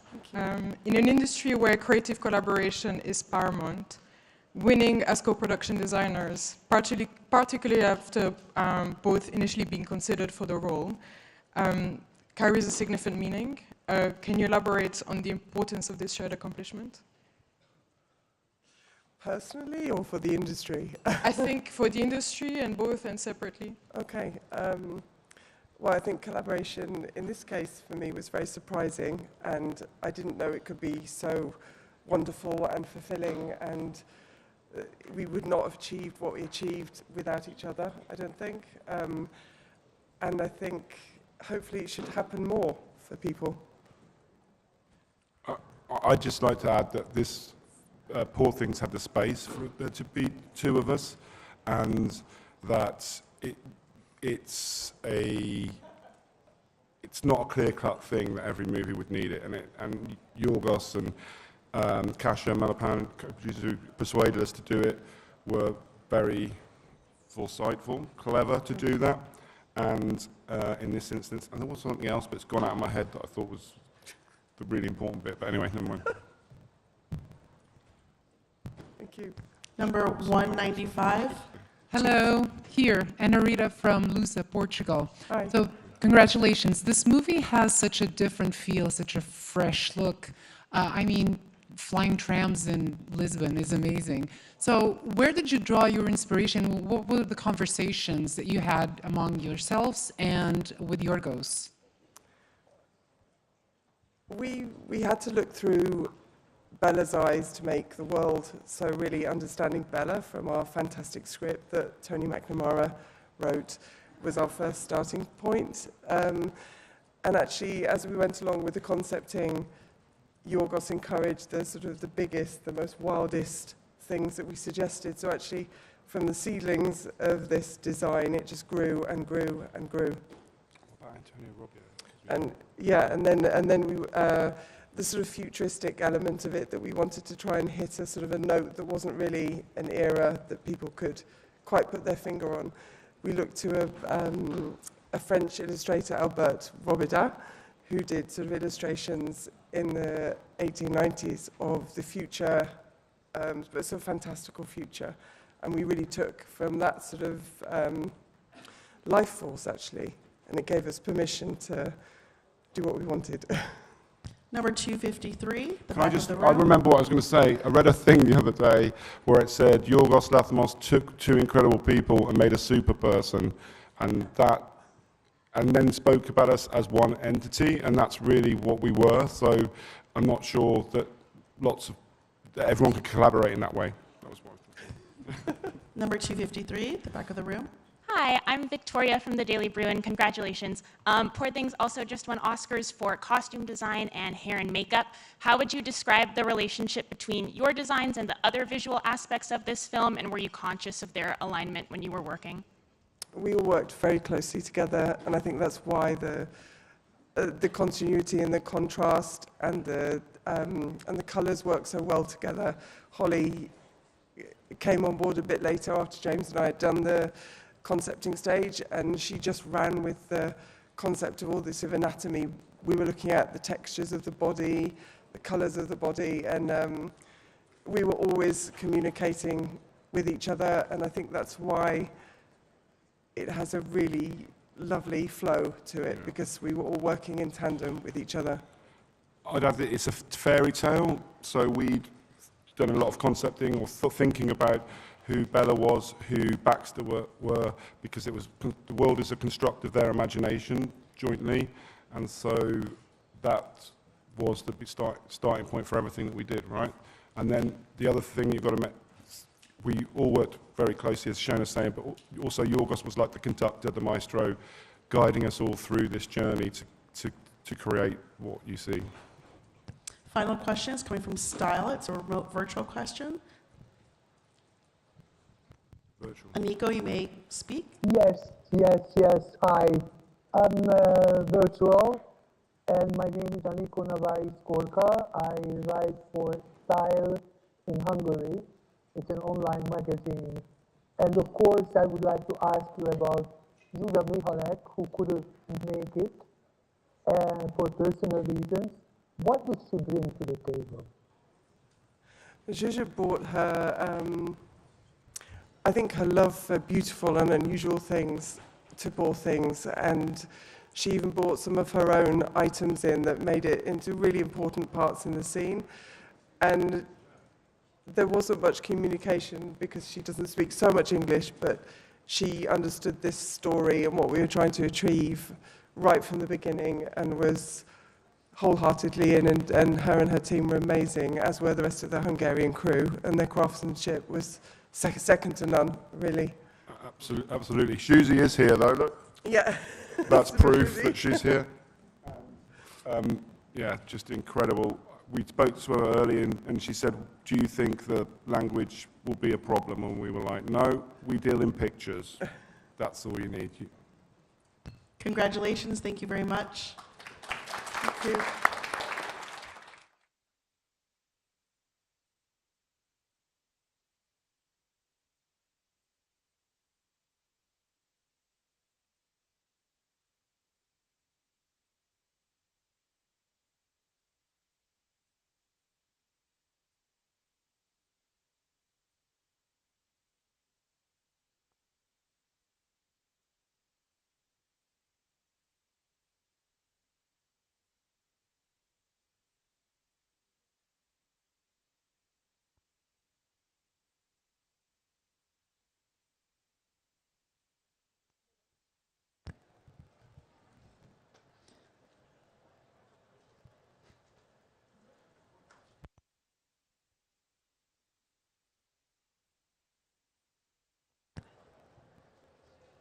Please welcome the winners for makeup and hairstyling, Poor Things, Nadia Stacy, Mark Coulier, Josh Weston.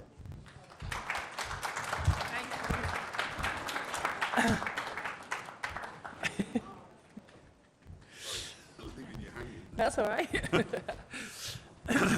Number 236 with 337 on deck. Hello, congratulations, you guys. Alex Welch with A-Frame. My question is, makeup and hairstyling is so much about helping actors give the right performance and helping directors achieve their vision. How does it feel tonight to have your work specifically recognized on such a grand stage? It's incredible, and I always think of us as, we're not just hair, makeup, and prosthetics. We're part of the storytelling process, and it is a huge part of an actor's, getting into character. So it's incredible, and particularly on something like this film where we created this kind of whole new world and characters, and so for us to be recognised for that is amazing. Yeah, we myself and Josh, we'd sit in a room with a life cast of an actor, and we're sculpting and making pieces, but we never see it come to life. And it is amazing when you do that first test makeup and you stick everything on a performer and you get someone like Willem Dafoe underneath it who brings it to life. It is a really incredible feeling. And it's down to Willem, and that this has been recognized.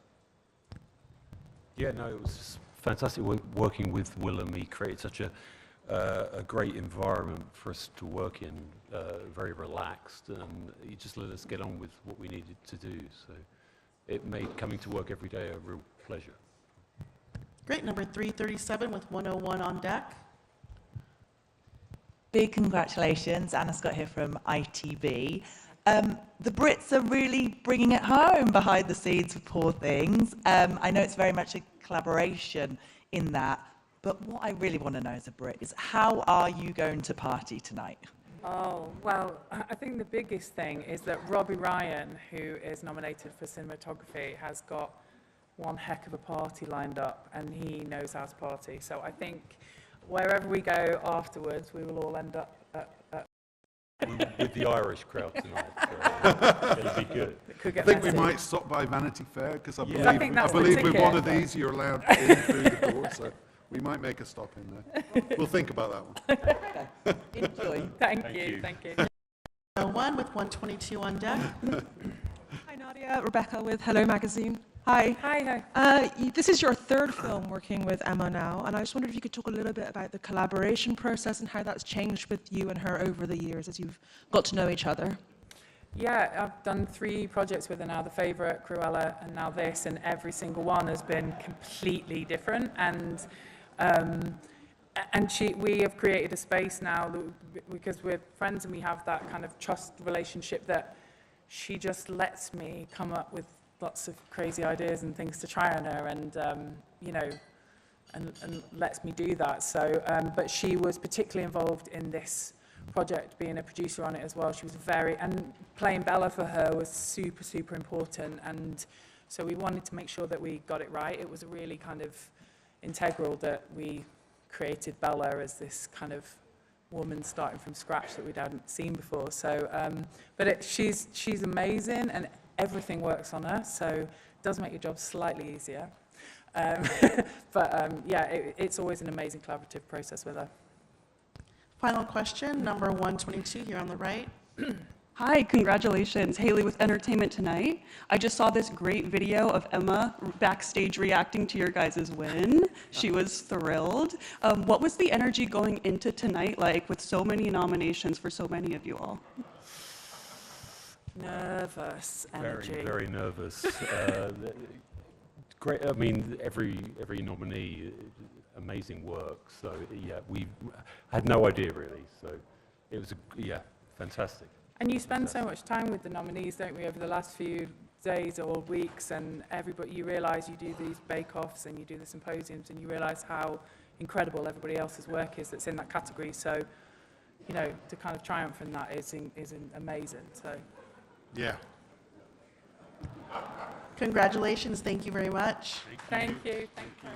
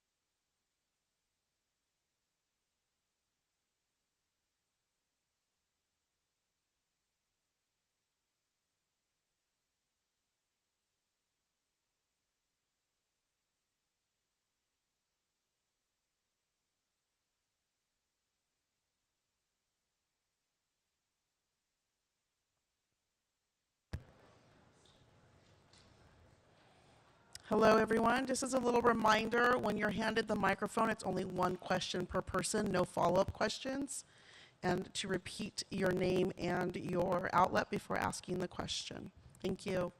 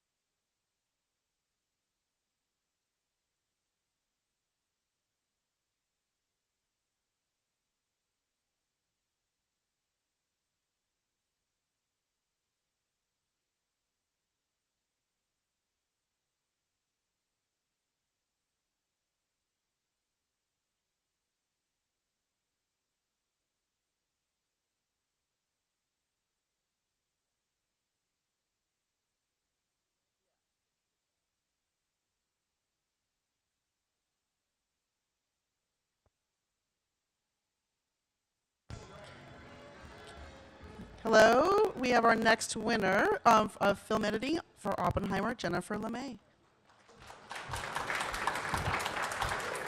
Hi. What do I do?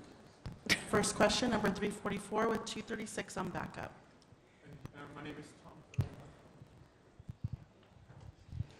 My name is Thomas Pascaler, TV Yoing from the Slovak Republic, and congratulations with your win. It is amazing. Thank you. I'm a huge fan of the movie.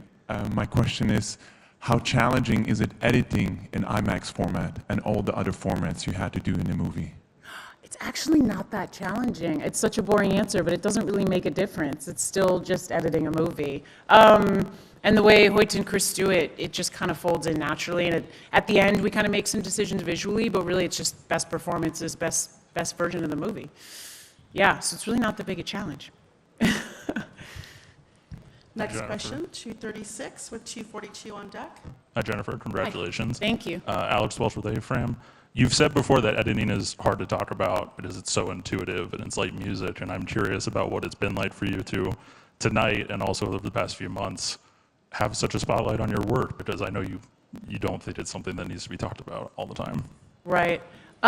It's been incredible to have a spotlight on my work. Like I said, out there working for Chris, when he hired me, I was in shock because it was so many new things that I'd never done before, and I was so out of my comfort zone on so many levels, and I did things I never thought I would be able to do. So actually having a spotlight on this film was really great for me to just thank everybody for giving me these and opening these doors I never thought would open for me. So it's actually been quite incredible. But yes, talking about editing is not one of my strong suits. Number 242 in the center of the room with 203 on deck. Hi, Jennifer. It's Jazz from Variety. Jazz! Love you. Congratulations Thank on the you. win. It has been, the last female to win this category was in 2015. What does it mean for you to be standing up there today to win the Oscar for Best Editing? It means so much. I have so many female editing heroes, and it also means so much to work in a film with so many female heads of department, to have a leader like Emma Thomas leading the charge as a producer, to have Donna Langley, a female head of the studio, be the studio that I worked with. It's just, it means so much to have so many incredible, like I said, badass women leading the charge on this film. Yeah, and it just, it feels very important and great. Next question, number 203. In the center of the room and back. Hi, Jennifer. Tom Murray from The Independent here. The pacing of this film is so quick and so fast. Was that a struggle in the editing to convey all that was going on in the film so quickly? Yeah, yes, it was a struggle, and I never wanted it to feel too quick, so I hope it didn't feel too quick. But yeah, I think it was a struggle to get to give.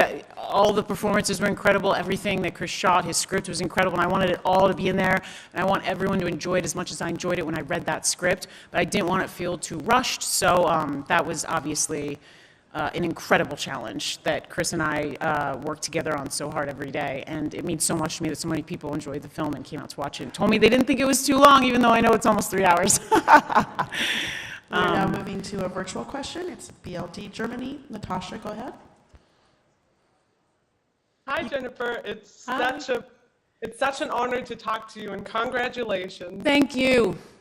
It's really, really incredible, and I'm not just saying that. I watched it like 2 times in the movie theater in IMAX, and I just left with goosebumps every time. Oh, thank you. So it's not too long, first of all. And second of all, Cillian Murphy, I mean, everyone is in awe of him. He is the perfect Oppenheimer. And I was wondering, like, you as an editor, like, what was it like editing his scenes, and was it hard to kind of like cut it down? Because I can imagine he was incredible in every scene.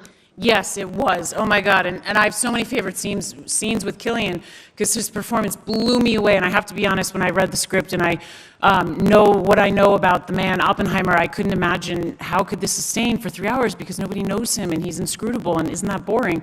But Cillian brought this intensity to it and this just mesmerized by his performance, and you wanted to know who he was, even though he wouldn't really tell you. And some of my favorite scenes are when he's vulnerable, like in Truman's office, when he actually wants to take a stand and he's bumbling and he's acting like he can't make a sentence, which you've never seen him do before. And I had a way longer cut of that scene.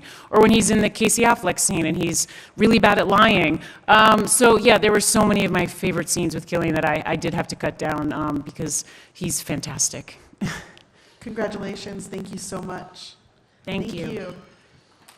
Thank you, guys. Thank you.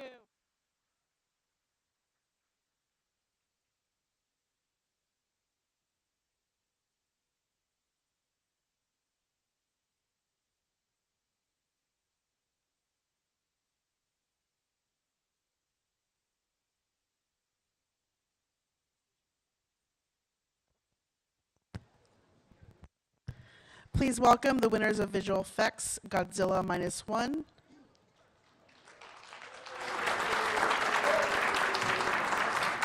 Takashi Yamazaki, Kyoko Shibuya, Masaki Takahashi, and Tatsuji Nojima. Number 334, with 331 on deck. おめでとうござい To ま your す。right. 英語で一応質問します。まず。はい。Congratulations.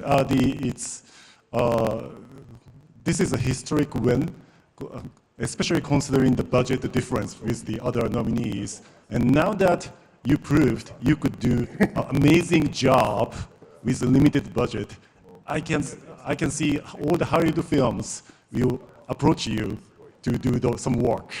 So if that happens, do you welcome the opportunity? And if there any preference on the project you want to work on? 真ん中に来た方がいいかも。ここにないかも。ここに来てた方がいいかも。はい。そうですね。すごくゴジラがたくさんの扉を開いてくれてるんで、またこれから新しい冒険が始まるんじゃないかなっていうふうには思ってます。それはどっちに向いていくのかわかりませんが、今までとは違う可能性がものすごくたくさん出てきたんじゃないかなというふうに思ってます。I think Godzilla has opened up so many doors for us through this project, so I don't know where those doors are going to lead, but I don't want to turn down any opportunity that comes our way. Number 331, with 223 on deck.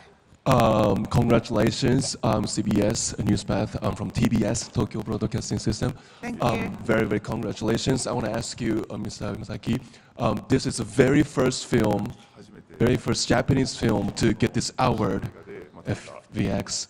How do you feel about that, and how would it affect the industry of this film industry in Japan? そうですね。まだそこまで実感が湧かないんですが、一つは日本の映画が海外でもある程度興行していければ日本の映画の環境は変わっていくと思いますし、僕らで変えていかなきゃいけないんじゃないかなっていうふうに思ってます。そのためにもこれからの行動がすごく重要になってくるんじゃないかなというふうに思ってます。Everything feels very surreal right now. I still can't process what's happening around us, but I do believe that perhaps the success of Godzilla -1 will open up a new opportunity for a lot of Japanese filmmakers. I think it's important because Japan is such a small country that we need international box office and revenue to be able to sustain the industry. So this should be the start of something bigger, I hope, for the industry as a whole. Number 223 in the back of the room, with 190 on deck. Hi, I'm Gary from We Are Movie Geeks. And if I'm not mistaken, the film is not on the release schedule for home viewing. And I was wondering how you feel about you won't be able to capitalize on the success and the award, and does it involve Legendary and Warner Brothers?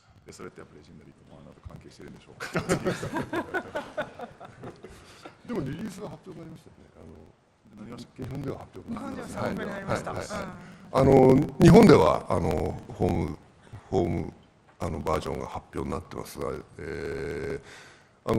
ジェンダリーとの契約はおそらく東宝とはあると思うんですけど、かなり譲歩してくれました。非常に感謝しています。本来よりはすごく寛容な対応をしてくれたと聞いています。非常にありがたかったなと思っています。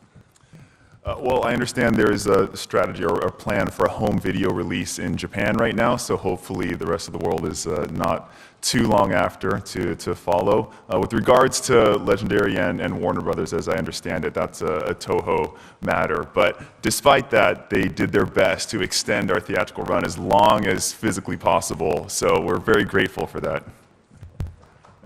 まあでも本当言うと今のタイミングでアメリカでまだ公開が続いてたらものすごく助かったなと思うんですけど、まあそれはちょっとね、そこまで望んではいけないよなと思いながらなんとか自分を沈めています。Having said that, of course, if Godzilla Minus One was still in theaters right now, that would be amazing for all the viewers out there. But I don't want to hope for too much. I'm already holding an Oscar right now, so. Number 190, please, in the back of the room. こんにちは。共同通信文化部の加藤です。I'm Akira Kato from Kyoto News Tokyo, and thank you for taking me to the LA ロサンゼルスに連れてきていただいてありがとうございます。本当おめでとうございます。Congratulations. And I want to ask about the relationship between the Oppenheimer. For our Japanese, it's something like a reflection of the movie film Oppenheimer. For us, I think ゴジラマイナスワンは今回アカデミー賞を席巻しているオッペンハイマーの何か写し鏡のような気がいたします。Tell me about something like that. それについて何か教えてほしいと思います。And may I have a message to the It's alright. Thank you. はい。そうですね。おそらく作ってる時は全くそういうことは意図されてなかったと思いますが、出来上がった時に世の中が非常に緊張状態になっているっていうのはすごく運命的なものを感じます。で、やっぱりゴジラというのは戦争の象徴であったり核兵器の象徴であるゴジラを何とか鎮めるという話だと思うんですけど、その鎮めるという感覚を世界が今欲してるんではないかなって、それがゴジラのヒットに一部につながってるんではないかなというふうに思います。まあ、それとは別にオッペンハイマーに対するアンサーの映画は、僕の個人的な思いとしてはいつか本当にアンサーの映画を日本人としては作らなきゃいけないんじゃないかなというふうに感じています。Well, of course, the relationship or the juxtaposition was not intentional. I think as we were making the film, the state of the world, the geopolitical scene has changed quite a bit, and it almost feels fated that both of these films were released in the same year. And as a person of Japanese ancestry and descent, I think perhaps that my response to Oppenheimer, I would like to dedicate a different film to that when that day comes. ありがとうございました。We're now moving to our virtual question. If you can please look into the camera. It is Script Magazine. Sonia, go ahead. Hi, this is Sonia Alexander with Script Magazine. Congratulations.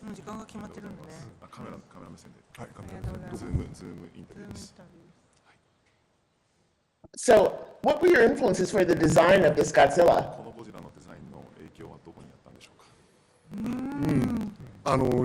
非常にさまざまなゴジラのデザインを見て、もうこれこそゴジラだっていう形を非常に実際にゴジラを造形するスタッフとともに模索しました。We looked at a lot of different Godzillas throughout the year, and as a team, we wanted to get the essence of what we thought represented most accurately what Godzilla is about. やっぱり今回は核兵器と戦争の象徴であるということを非常に強く打ち出したかったんで、見るだけでそういう恐怖が迫ってきているということはお客さんの潜在意識に訴えかけるようなそんなデザインにしたつもりです。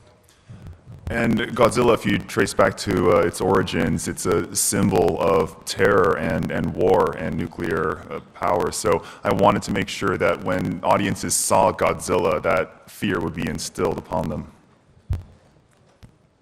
Thank you. Thank you very much. Congratulations. Thank you. Thank you.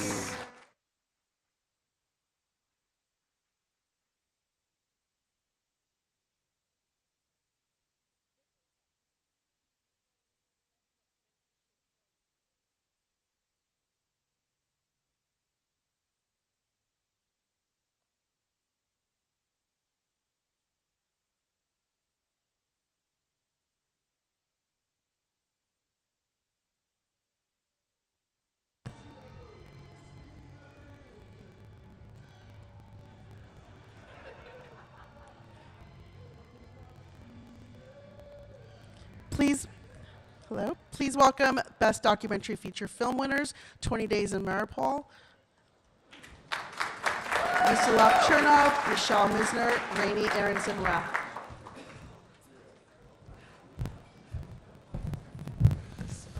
Apologies.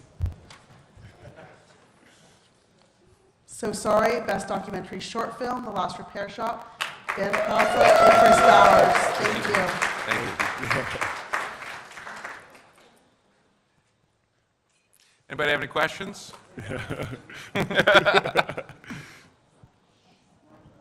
Sorry, number 353 with 309 on deck. Sorry, Jason Mansouri from Sky News UK. I just wanted you to elaborate a little bit more on the importance of young people, no matter what kind of school or economic background they come from, having access to music and what that can mean to them. Yeah, 100%. I think a story is maybe appropriate. I was talking to a friend of mine who I went to school with. I went to Juilliard, and my roommate in college, he was telling me that he grew up on the south side of Chicago, and he was saying that his mom couldn't afford therapy, and she bought him a $99 guitar. And that guitar was his therapy for so much of his childhood. And so many of the kids in our films talk about that. They talk about how much their instrument helps them with depression or anxiety. It helps them get through anything that they're processing, helps them with self-confidence. And so we really believe that you never know what those instruments can do for these children, especially kids in underserved communities. And so making sure that they have that access just in case that can lead to something that can change their lives, it's incredibly important. Number 309 with 110 on deck. Hi, Stephanie from Shorts TV. Congratulations. Your films had a massive impact, specifically as well in LA and with school and funds being created. Could you talk to us a bit about that and the impact of your short? Yeah. So the Last Repair Shop is about one of the last musical instrument repair shops in the country that resides within a public school district. So we were thrilled to announce a $15 million capital campaign to help shore up the repair shop. You can go to thelastrepairshop.com right now. Everybody watching, $5, $10, everything helps. And I think it goes to show the power of the short documentary. We made this film on our own dime for many years, 4 years, and to see the impact that it's making on students' lives at the end of the day is just incredible, and we really hope that this film has a lasting impact here in Los Angeles and beyond. Thank you. Number 110 with 346 on deck. Thank you. Tanya Hart, American Urban Radio Networks. Congratulations. Thoroughly enjoyed this. What do you think is the moment when you realized that this was as an important film as it is? I think for me, it was the moment that Ben told me about it. I grew up here in LA, and for me, the music rooms in my schools meant so much to me. The pianos in my schools, I played saxophone for a short while. Those instruments were incredibly important. And whenever they were broken or needed repair, I assumed they were being sent to the manufacturer. I never thought about how they were being repaired. And so when Ben told me about this story, I immediately realized that it never dawned on me the people that go behind the scenes to make sure that this young kid that needs to play this piano every day has that piano. And so for me, the moment that Ben told me about it was the moment that I felt like this was a story that needed to be told. Yeah, I would just say it was when we first started talking to the repair people, and we realized it was about much more than the actual physical task of repairing a musical instrument, but it was about their lives and the power that a musical instrument can have on you, that music can have on you, that their lives were repaired by music. And being on this journey with the students, Portia Brinker, who joined us on stage, music can change lives, it can save lives. And we found that in this little windowless shop in downtown Los Angeles. Number 346 with 304 on deck.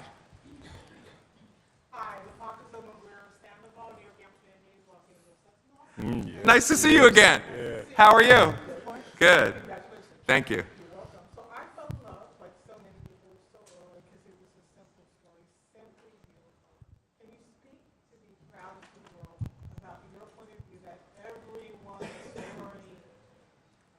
matter who they think that it doesn't, that it's really Yeah, the question was about everyone's story being incredibly important and having a story worth telling.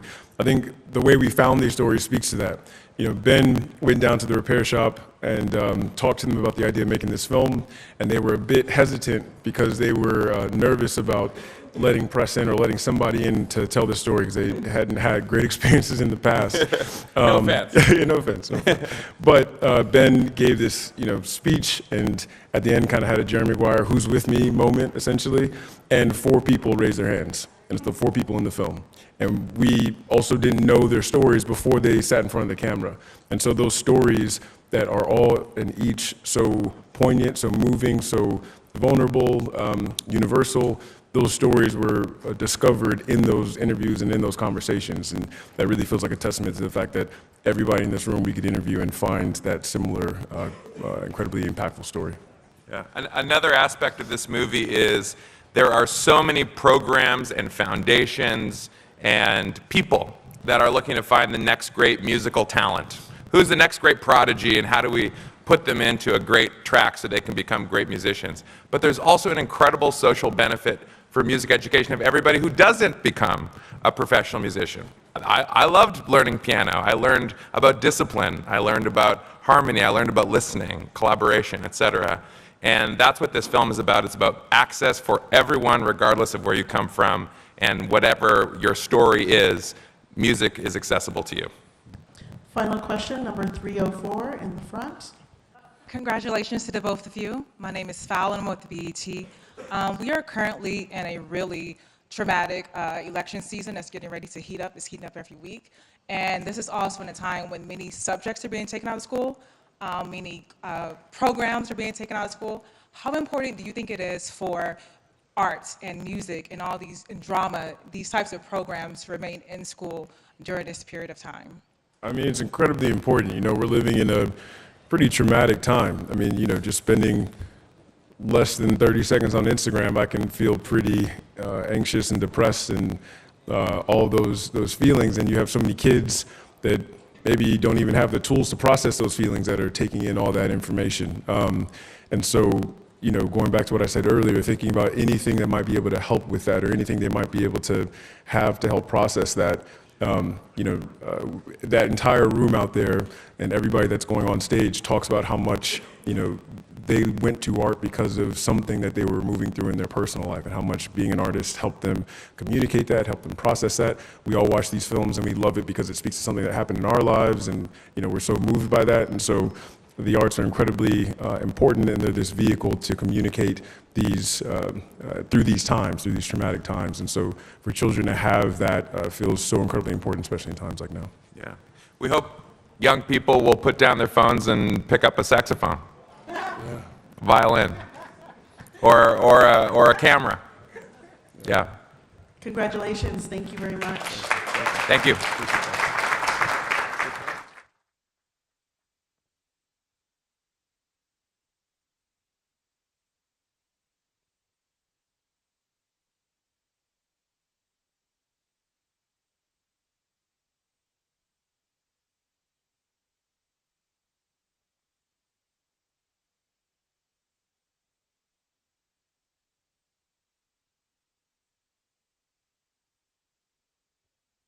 Now we have Best Documentary Feature Film, 20 Days in Mariupol. Vyacheslav Chernov, Michelle Misner, Rainey Aronson Roth. Number 105 with 284 on deck. Congratulations over here on your right, sir. Congratulations. I was over there when the war began. I've been following as much of the world has. I'm wondering, did you want to send a message to the American people, to the American lawmakers about funding for military aid for Ukraine? I just want to remind that yesterday was an anniversary of an attack on the maternity hospital in Mariupol. It's a significant moment, it's a symbolic moment, and that moment became a symbol of the invasion of Russia's invasion of Ukraine and the symbol of war crimes that they did there.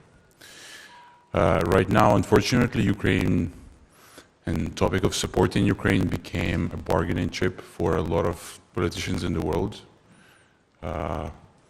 And we should just, and I hope I remind everyone with our film that this is a humanitarian catastrophe and this is not a political question. This is a humanitarian emergency, a matter of supporting the civilians that are being attacked and being killed. It's not my job to try to convince anyone of anything. Our job is to provide as much context and information as possible, and I hope that decisions will be made, but according to this information that we are giving.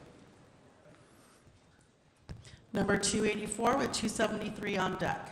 Hi. The back of the room for 284. Carlos Aguilar, RogerEver.com. Congratulations.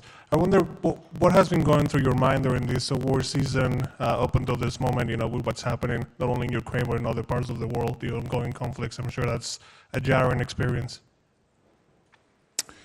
It has been 2 years, almost 2 years, since Mariupol was occupied, and all these 2 years, it was never past for us. It was always, every day we thought of people of Mariupol and other cities that were occupied after that, and there were many. There was Bakhmut, Marinka, Avdiivka recently, Soledar, Popasna, countless villages. So Mariupol for us never represented just Mariupol. It represented all of those cities that had been destroyed.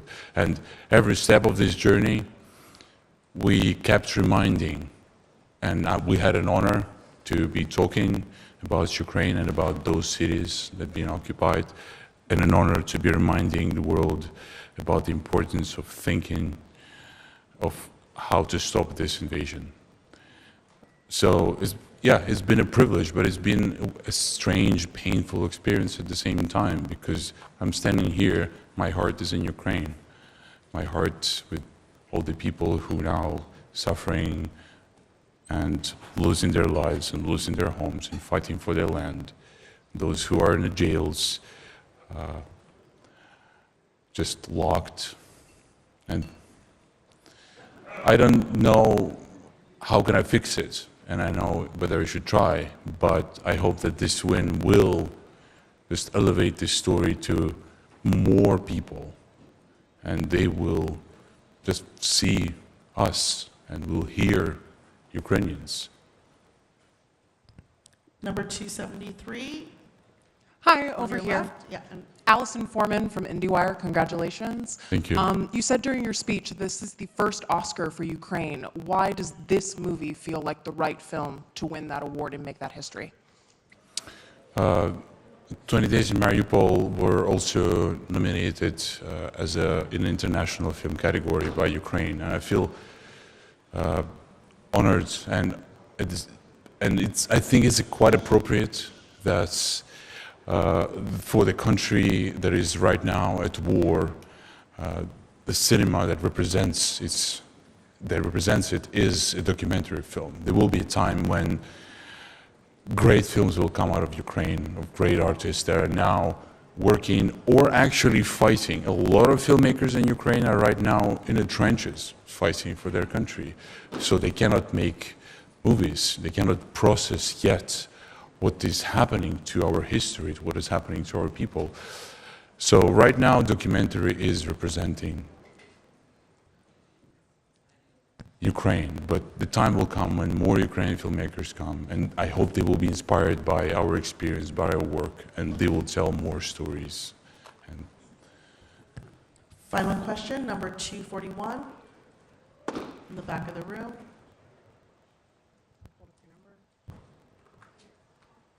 241. Hold your number up. If you're 241, hold your up for your number.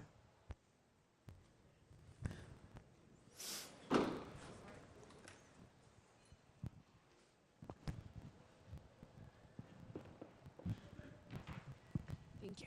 Hi, Kathy Steffen Hey. with Variety here.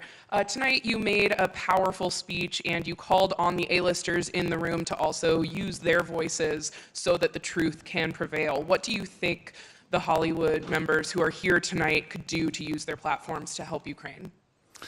See, this year in a documentary category, there are amazing films. They represent so many important topics, different continents, different voices.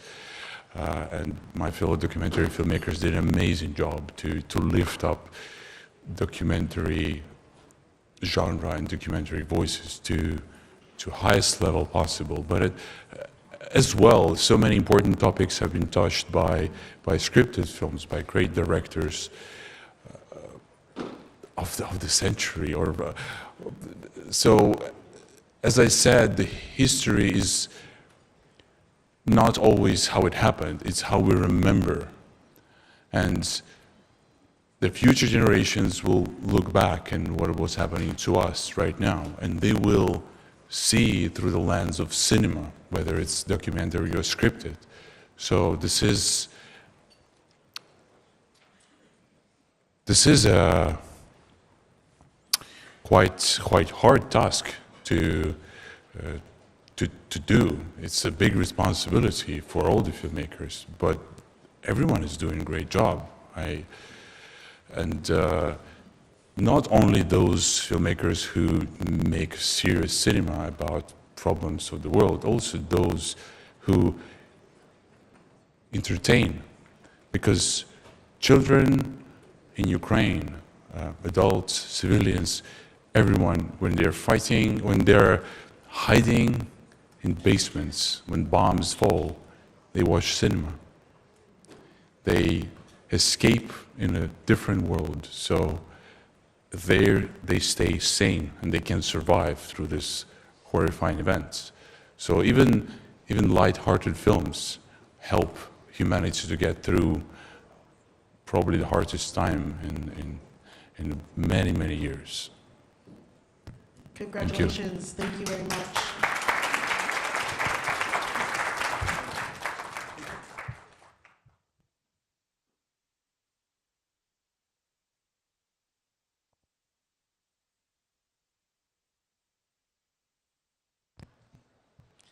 Please welcome winner of cinematography for Oppenheimer, Hoyt van Hoytema.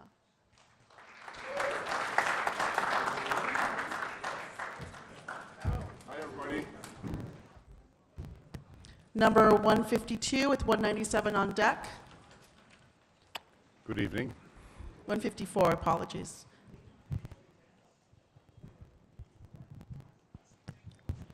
(154) second row. Hi, Christopher Vita, TT News Agency. I just wanted to congratulate you for your first Oscar, and I wanted to ask, what are you the most proud of when it comes to this film? I'm maybe most proud of that we, through the years have pretty much not changed anything in our mentality, I think. We never been chasing this. We always try to make good films. And it's very nice that, it paid off at some point and materialized into an Oscar. Number 197 with 169 on deck.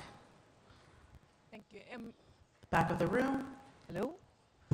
Emily Svensson for Aftonbladet. Hey. Congratulations. Sverige. Yes. Can you tell me what was the biggest challenges for you for bringing this movie to life? I would say the biggest challenge for me was to make sure that a film that is very much made out of people talking in a room, a lot of close-ups, but to actually make it a cinematic experience, a thing that people could go to the movies to and really could, transcend into the reality of this story. And I think that was the biggest challenge. That was what we have been working hard with from the beginning. Number 169, please, with 158 on deck. Congratulations. It's Mark Williams from British Cinematographer magazine. And aside from an agreement that you're going to shoot on film each time you collaborate with Christopher Nolan, since you've had this ongoing and developing partnership, what kind of a shorthand, I mean, how has your methodology changed or been streamlined when you work with each other on each new project? A given is that we always want to build new things and invent new things in order to, get shots that we've never seen before. So in that way, we're always trying to challenge each other to find new ways and to sort of push the boundaries of, what we're trying to pioneer a little bit with the big format camera and the film and keeping the camera very flexible and movable, et cetera, et cetera. But, doing a few films together is also, you get to know somebody better and better, and you get to, you get to speak each other's language more and more. And a lot of things don't need too much conversation in the end. And in a way, you can become, your cooperation can become much more intuitive. And I think that I strive very much to, once you are working with a lot of technology and equipment on set, to make sure that things can also maintain very intuitive, because, in the end, you're dealing with human emotions. And Number 158, 239, last question. Hi, Roger Wilson from the Swedish radio. Grattis. Hey, tack så mycket. Congratulations. So it's been a pleasure following your career from when you did a lot of films in Sweden. Could you sort of tell me what's changed with your film language from then and what remained from those films that were on a totally different scale just when it comes to budget? Yeah, funnily enough, and I think I was lucky, for instance, with the director I worked with Chris Nolan, but essentially there's not so much difference. There's not so much difference between a smaller film in Sweden and a big film in America, except for resources. But the way that you try to keep things intimate and what you're trying to do and what you're trying to tell, that kind of remains the same, and one of the beautiful things with working with Chris Nolan is that, he really tries to maintain a specific intimacy around the camera. He really loves the set to feel small and personal. And in that way, I always have the feeling that filming with him is like making a tiny, tiny little film on a very grand scale, in a way. Final question, number 239 in the middle of the room. Hi, Gemma Gracewood here from Letterboxd. You and Chris make films that are among the most beloved and watched again and again and again. You, in particular, see the film first. You see the shot first. What's it like when you know you've nailed a classic Christopher Nolan big screen moment? I mean, I see this film first, but there's also something about being a cinematographer. I watch through the viewfinder, which is a huge privilege. The first performance of the actor you see optically through a viewfinder of a camera. We don't really have a big video assist on the set, so the judgment about that picture comes very much down to that moment. And when their magic happens, you're kind of the first witness of that, which is extremely exciting. And then, of course, when Chris edits his film and shows the film, it's in case with him, it's always exhilarating. You always have some sort of a idea about how a film is going to be, but he always sort of surpasses that expectation. It's always very nice. It's almost like watching an entirely new film. Congratulations! Thank you so much. Thanks, everybody.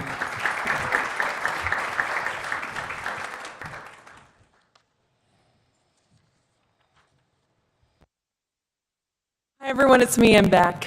I just really quickly, everyone please be sure that if you are listening to audio, that your computer, you are either connected to earbuds or you're listening to the feed.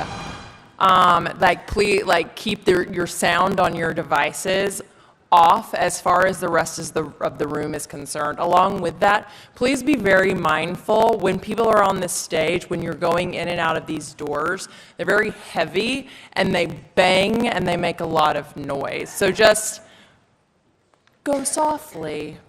Thank you. Carry on.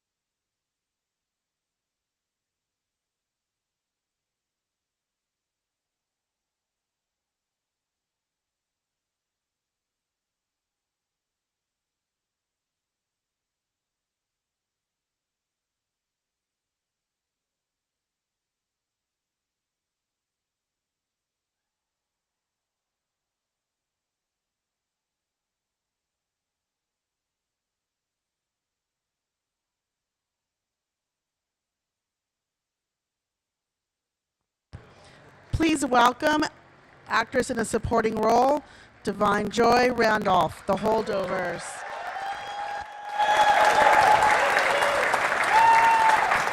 Number 335 in the front and 296 on deck. Hi, everyone. Hi. Yeah, 353. Jason from Sky News UK. First, what I wanted to ask you was, this is a tough industry.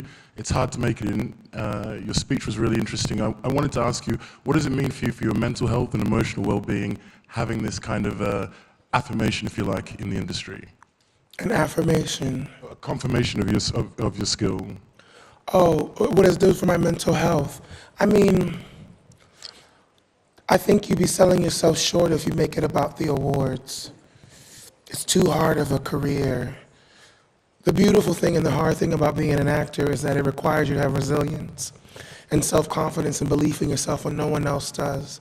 When you're constantly getting no's and you're saying, nope, I'm gonna keep going.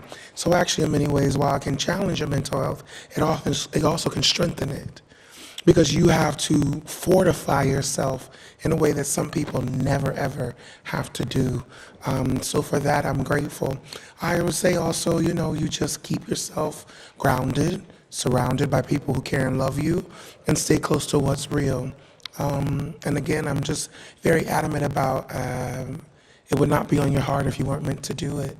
And I know it can be challenging to wait that wait, but when it happens, it's a full circle moment, and it was worth it.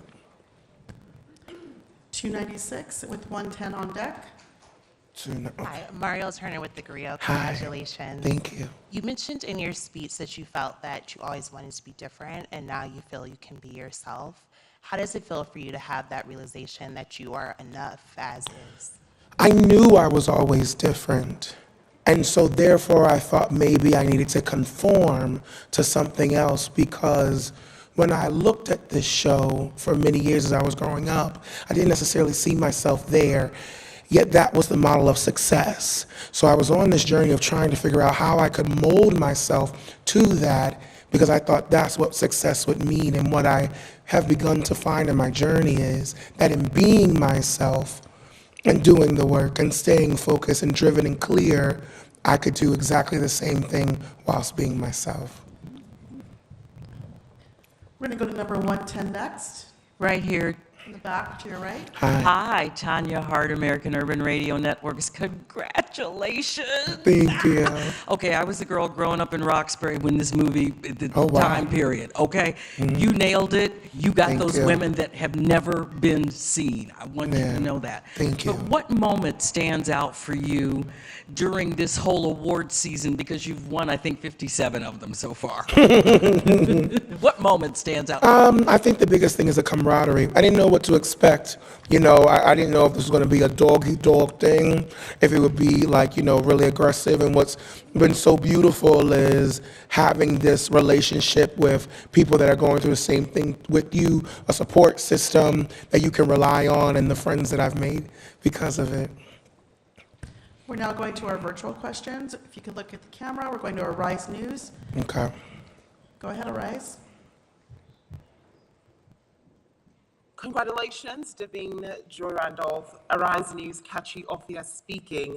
My question for you has to do with your speech. You spoke extensively on how several people, including your teacher, your mom, just pushing you, helping you, enabled you get to this point in your career. Yes. As a Black actress who's spoken severally on just the importance of being seen, how important is it to constantly pay it forward?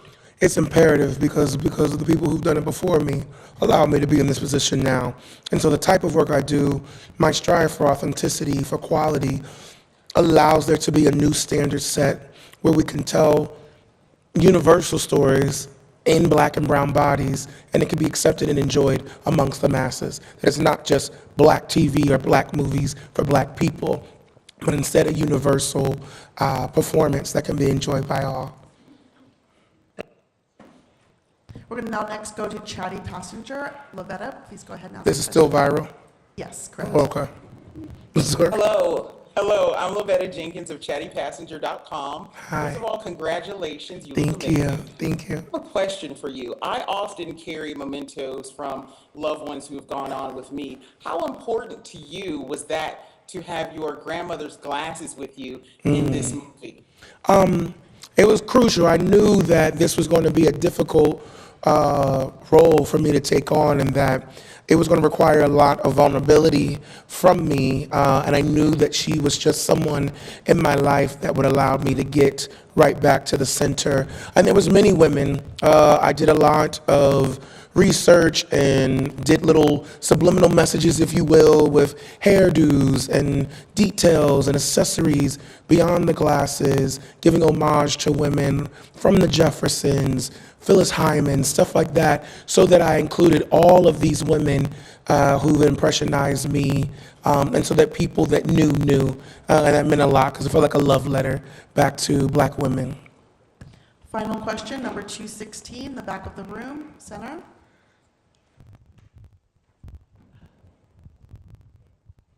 Good evening, Tavine. Good I am evening. Tanish Laverne Grant with blackinamerica.com. Congratulations on your Best Supporting Thank Actress you. win tonight for The Holdovers. I've been holding space for you for quite some time. I'm from what is called a blighted city, Chester, Pennsylvania, right outside of your hometown of Philadelphia. Would you talk to me a little bit about how you can encourage creatives from underserved communities to stay the course? Due to being undeserved and underserved communities, the beautiful thing that erupts is your imagination and your creativity, because you don't have much. And so you have this innate ability to create. That's a gift. And that's something that will serve you, that when you then do have the resources, it's easy. Something that I think we as Black people are very good at is making a lot out of very little.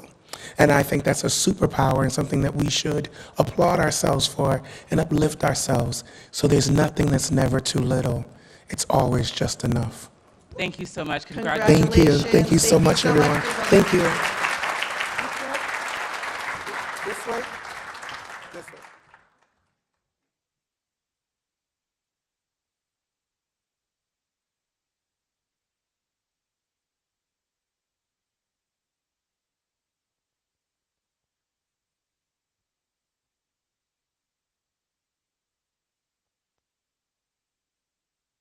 Next, please welcome winner of Sound, The Zone of Interest, Tarn Willers and Johnny Byrne. Number 169. We're getting auctioned off. 169. I'll give you $20. Place your bids. Congratulations on your win. Thank you so much. Mark Williams from British Cinematographer. The sound category seemed unusual this year, and there was a lot of interest in it ahead of the Oscars, which is not necessarily always the case with this category. But also, of course, you've talked about this being as much a sound movie as a visual movie. So can you talk about that process, but also the reverence that you must have had to bring to how you chose sounds to replicate kind of these horrors that the family was drowning out? I mean, how you approached this task with that kind of historical reverence, and yet did this kind of awful yet compelling recreation. Absolutely, yeah. We made two films. I worked on as production sound mixer, I worked on the film that we see. So I did the location recording of everything we see in the movie, which was basically a family story in a house, children in the garden, the dad taking his kids up the river on the canoe, filming actual sounds of an actual family living an actual lifestyle. And Johnny then recorded film 2, which was the film that you hear, which he meticulously researched for a long time to make it as authentic as possible, didn't you? I did, and for me it was about reading the script that Jonathan wrote like a year before production, and him saying to me, I'm going to come back in a year and a half's time, and I would have filmed this film, and by that time you will need to have become an expert on the sound of Auschwitz in 1943, and obviously with that came the responsibility of knowing that the film was going to be quite pivotally working upon how the sound design bore the narrative, but also, respect to the victims and the survivors in that period of time, and knowing that reading the witness testimony and understanding how to translate that period in time when there is no archival footage of audio recordings or anything. So it was absolutely about understanding how to, my goodness, there's a question.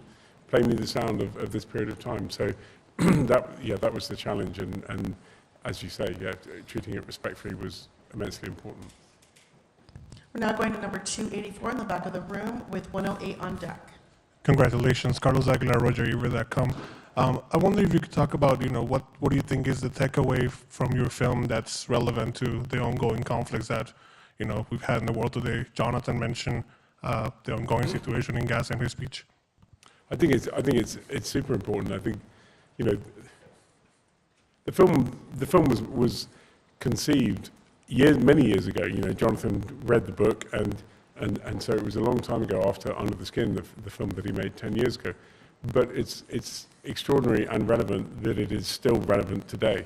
I think that hasn't gone unnoticed to any of the filmmakers. And yes, there are still many problems in the world that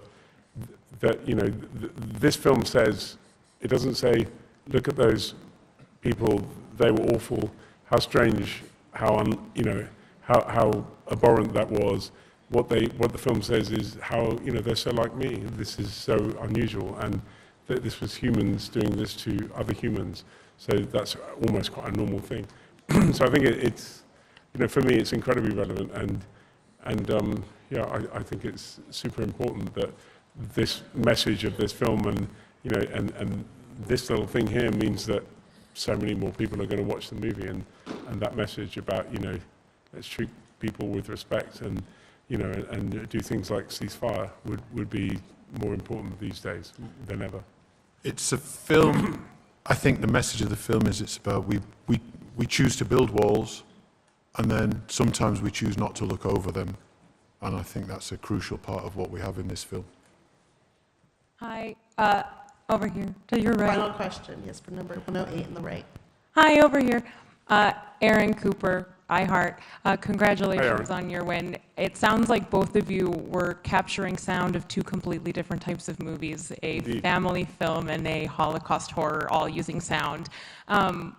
What was it like rolling and participating in sound in Auschwitz specifically, a rare place to film movies, but also a place of actual history? It weighed quite heavily on us. We knew exactly where we were. We were filming right next to the camp, and we were all there to do a job. We all did our jobs. We all knew what was right there, over a wall that we could see it every single day. We knew the meaning of the film that we were working on. There were days where the Polish crew even said to Jonathan Glazer, when are we going to shoot the real horror in this movie? Because we were shooting this kind of suburban family drama. Who won? Emma won. Oh my God! He did Poor Things. Go, Emily! I'm so glad about that. Congratulations, Emma. And she would have been so pissed if I hadn't won that, because we've had a lot of comments. I did Poor Things as well, you see. If you heard the joke he did in the acceptance speech, Emma made him do that joke, by the way. She was like, you have to do the mum gag. God, how are we going to get back to it? Congratulations. Thank you very much. Thank you.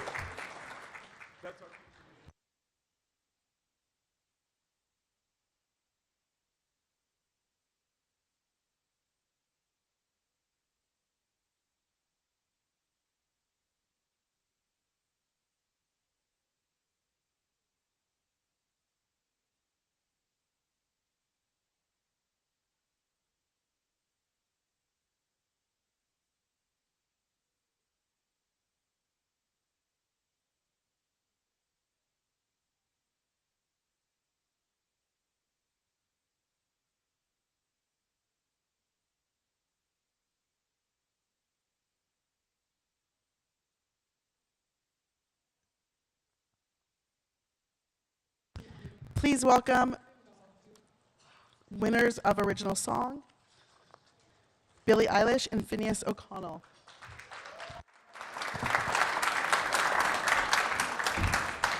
Number 352 and 238 on deck.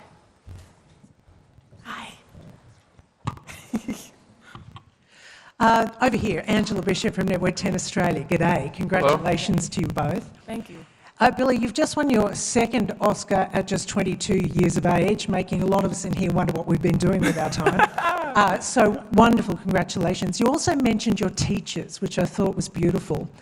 What would you say to a young person right now at school dreaming of a life in music? Wow. I would say, like, don't do it for other people.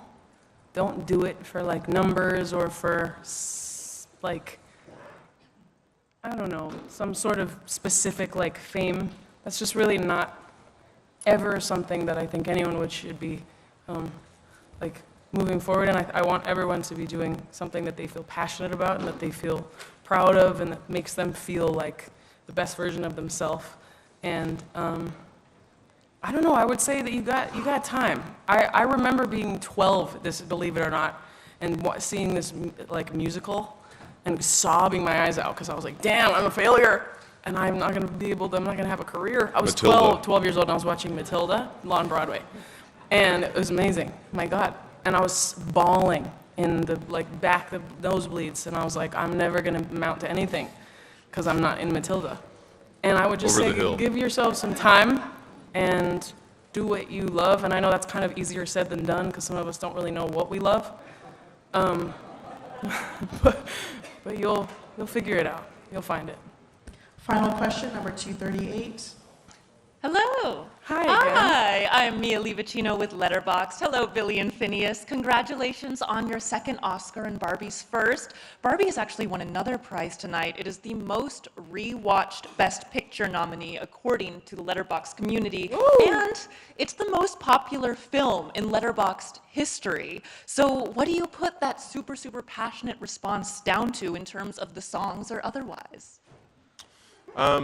I think it's down to a lot of things. I think it's great storytelling. I think people went into that movie expecting to see a spectacle and expecting to laugh, and I think that Greta and Margot brought a lot more to that. And I think that in terms of rewatch value or whatever you're attributing that to, when we went into that movie for the first time to think about writing a song for it, we thought, oh, this is so much more than we thought we were going in to see.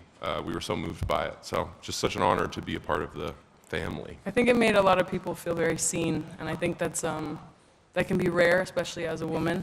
And I think that really resonated, and I think traveled the world of feeling seen and heard and understood. What's happening during the show You that guys you're all watching laughing something? Thank you very much. Congratulations. Thank you very much. Have a good one, guys.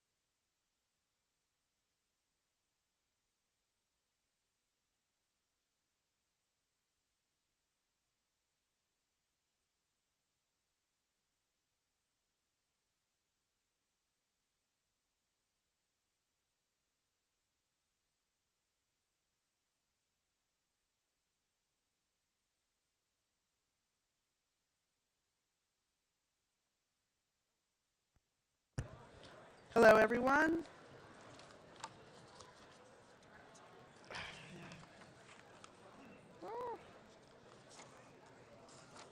Please welcome winner of the Best Directing Oscar for Oppenheimer, Christopher Nolan.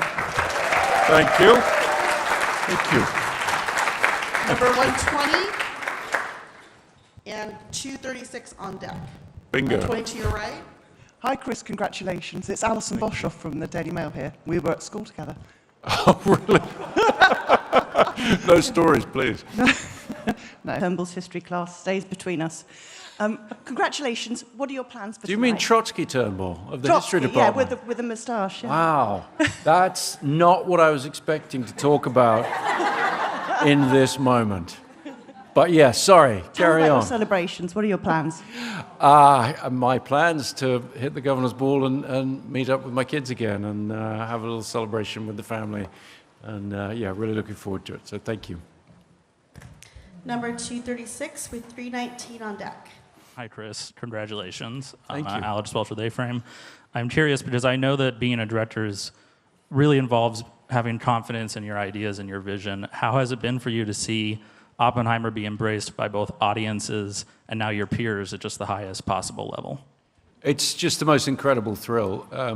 When you make a film on a large scale, obviously you have to believe there's some audience for it out there. But starting with the release of the film in July, the response from people around the world far exceeded anything that I'd imagined possible.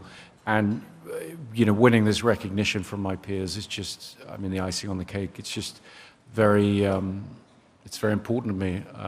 It's really a wonderful finish to what's been an incredible year. So, thank you. Number 319 with 133 on deck.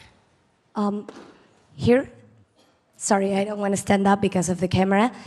Cristina Ibanez from Box Office Company and Webedia Group. I think it has been a long journey. You deserve an Oscar a long time ago, but also it has been a long journey telling this story. So what's your take on about making this movie, but also the real story now that the journey has ended? I mean, I think it's difficult to have perspective on something you're still in the middle of, really. And this has been a long journey for all of us.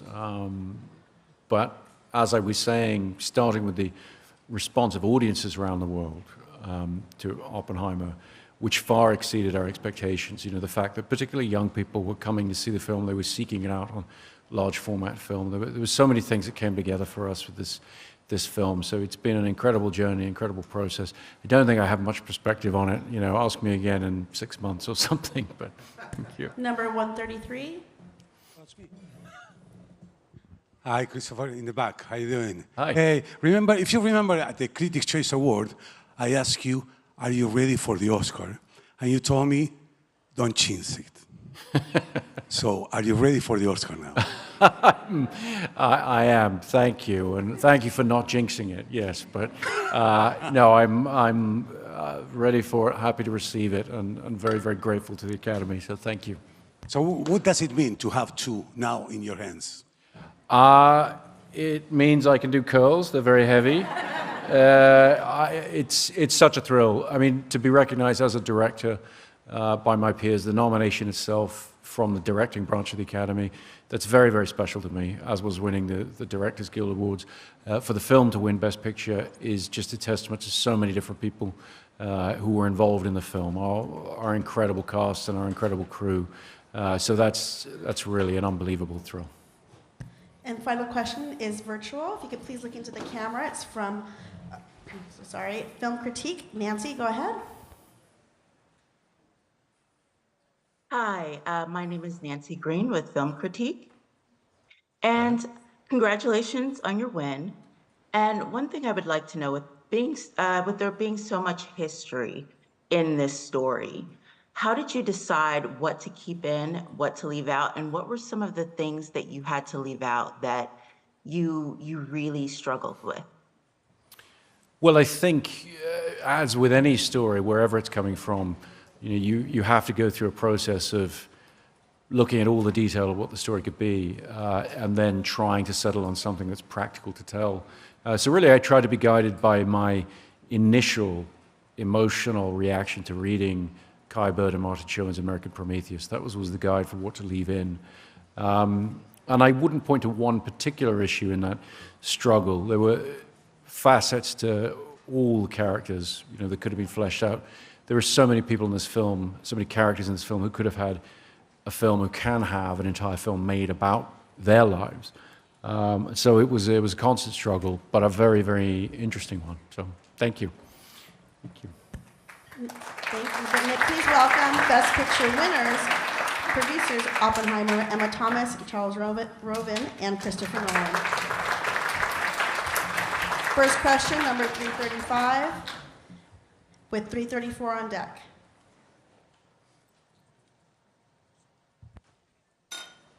.353, apologies.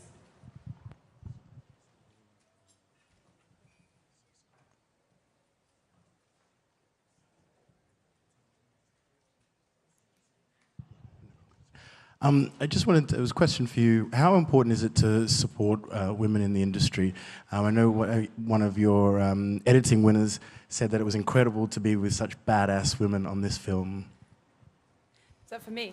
I don't know. Clearly. I think everybody should be supporting women in the industry. I'm just saying.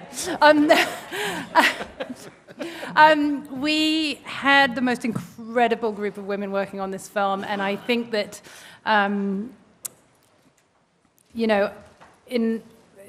eventually I think we'll get to the point where we have sort of 50-50 representation across the board.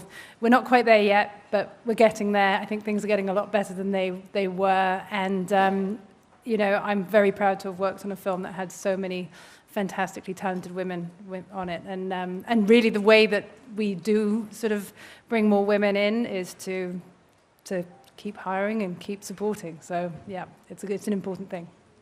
Next question, number 334, here to your right. Charles, hello. It's Sam Rubin from KTLA. You brought this book to Christopher. What was it about the source material? What was it about this book that made you think it could be the movie it ultimately became?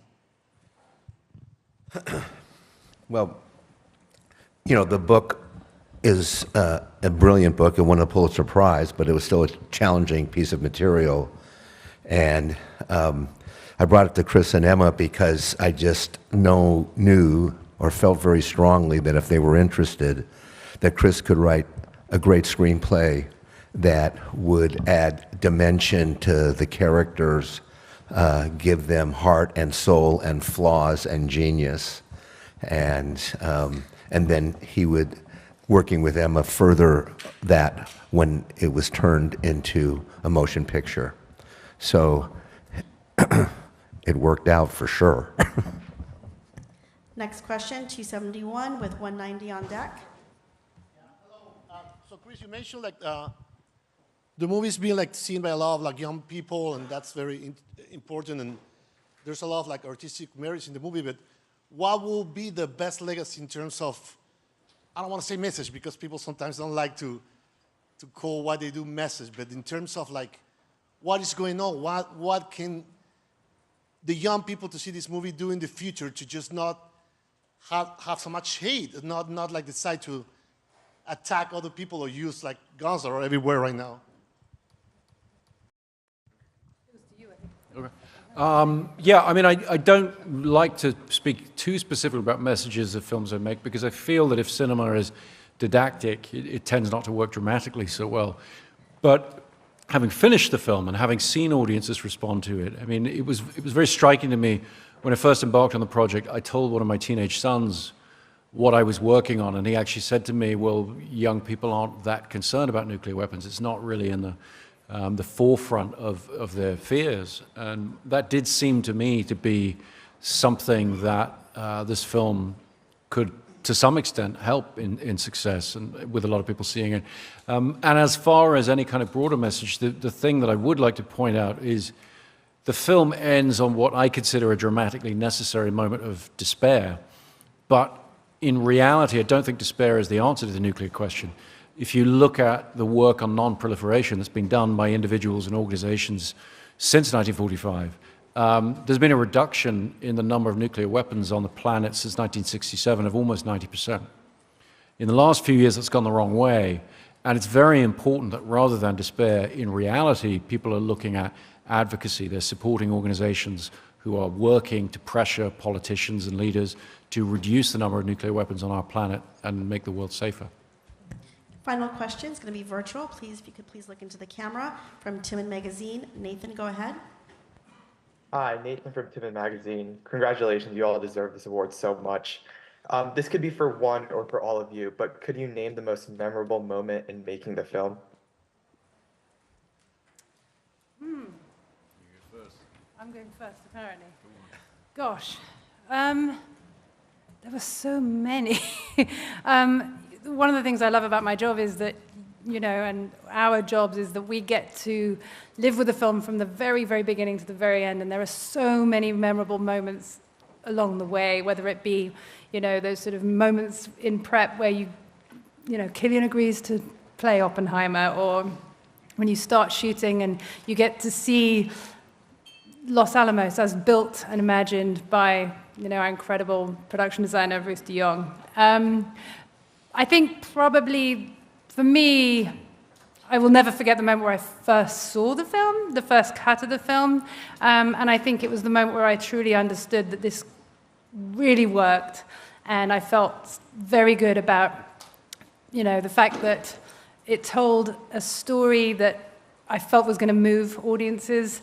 You never quite know until you get to that point, and I think for me that was the moment where I'll always remember, the sort of the feeling at the end of that screening of sort of relief and excitement.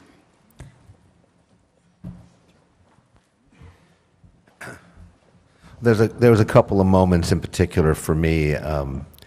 The first time I drove over to Chris and Emma's house to read the first draft that Chris wrote, and what he had done when he, with the character of Oppenheimer, wrote him in the first person, which I had never read a screenplay before that had the character talking in the first person, but it was actually the thing that I think makes the movie so special is how you relate to Oppenheimer through all of his journey from, you know, trying to figure out how to deal with the bomb to all of his character journey as well. So that was a very, very important and meaningful and memorable experience. The second was, you know, seeing the first cut of the movie. It was really profound. I think for me, it was really actually the first hair and makeup tests. There's something about seeing Cillian put that hat on, and Robert Downey Jr. with his head shaved back, and Emily Blunt in old age makeup. We did all that in the first test, and we shot it on the very first black and white IMAX film that had ever been made, and we projected it on an IMAX screen up at City Walk at Universal, and that was a very special moment. Special to realize what the actors were going to be able to do and that the thing was going to work, and to see that technical side of things that Hoyte was bringing to the table in the photography was remarkable, and that will always stay with me. But thank you very much. Congratulations. Thank you very much.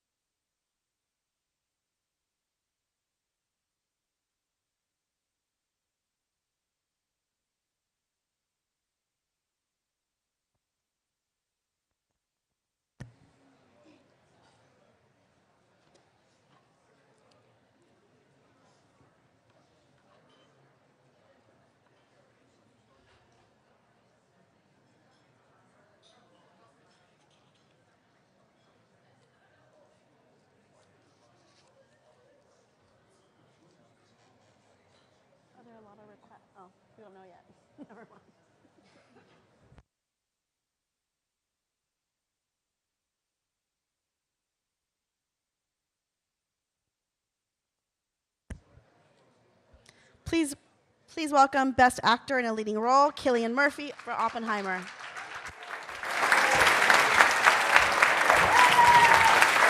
Hello. 116 up first. 116 up first with 321 on deck. Sean Whelan from RTE News. Hi, Sean. Hi, Cillian. Cogardagus, Agus Mahu. Congratulations Congratulations and well done. Folks back home in Ireland are waking up to this brilliant news and they're sharing your success. They're absolutely, absolutely delighted for you. But they want to know how you are feeling holding that lovely statuette in your hands now. Please tell us, and please don't hold back, because we love emotion in Ireland. It's a little bit of I'm a little bit of a daze. You know, I'm very overwhelmed. I'm very humbled. I'm very grateful, and you know, very proud to be Irish standing here today. Next question from number 321 and 236 on deck. Hi, Cillian. Hiya. Cheta De Silva, Arise Play, Nigeria. Your career thus far is chapter and verse when it comes to variety and range. But let's say in the fullness of time, if people remember you or commemorate you or even choose to define you by Oppenheimer, would you be content with that? Very content. I mean, you know, you got to move forward, but this has been a huge, huge moment for me. The movie is so special to me, and you know, myself and Chris have such a special relationship. I just feel very privileged to be continue to work with him, and I'm very proud that you know that this is a film that is provocative and that asks questions and is challenging, but yet, you know, so many people want to see it. So I'm really, really proud of that. Final question from number 236 in the middle. Hi, Cillian. I'm Alex Welch with A-Frame. Congratulations. Thank you. I just wanted to ask, how does it feel to not only reach this point in your career, but to do it side by side with Chris, who has emerged as one of the most important collaborators of your career? It's very, very special. You know, we've been working together for 20 years. I think he's the perfect director. He's an extraordinary writer. He's an extraordinary producer. He's extraordinary visually, extraordinary director of actors. He presents his film like no one else does in the world. And I just can't believe my luck. You know, I did a screen test for him when I was a kid, and I thought that would be it. And it would be just enough to be in a room with Chris for a couple of hours, and here we are. So I'm just so humbled and thankful. Apologies, we have one final question. It's virtual, if you can look at the camera. Oh, I see, From okay. News Talk Irish Radio. Oh, I see, okay. Hi, Cillian. Ah. It's Henry McKean here from News Talk Radio Ireland, coming from a pool-top bar celebrating you. Congratulations. Good for you. I just wanted to ask you, are you going to sing a rebel song? And how does it feel to be the first Irish-born man to win Best Actor? Well, it's really, really meaningful to me, and I don't know if I said this in my speech because I can't remember what I said, but I did want to say, you know, that I think in Ireland, you know, we're really great at supporting artists, and I think we need to continue to support artists and the next generation of actor and director. I think that's vitally important. That's all I have to say, really. Congratulations. Thank you so much. Thank you. Congratulations.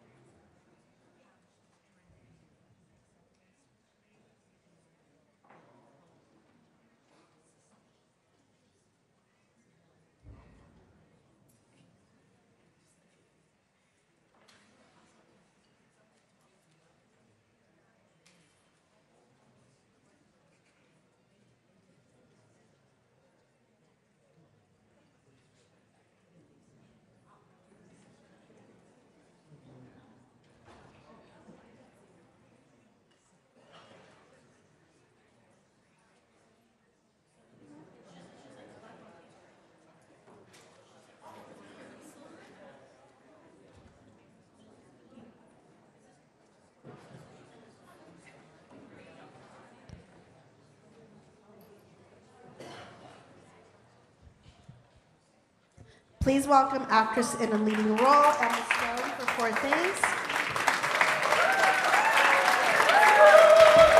First question, 334 with 147 on deck. Hey, Emma, to your right, it's Sam Rubin from KTLA. How are you? Hi. You seemed, more than I have ever seen on the Oscar stage, completely shocked. Oh, boy. Well, I mean, I don't know if it was more than ever. Really? Really?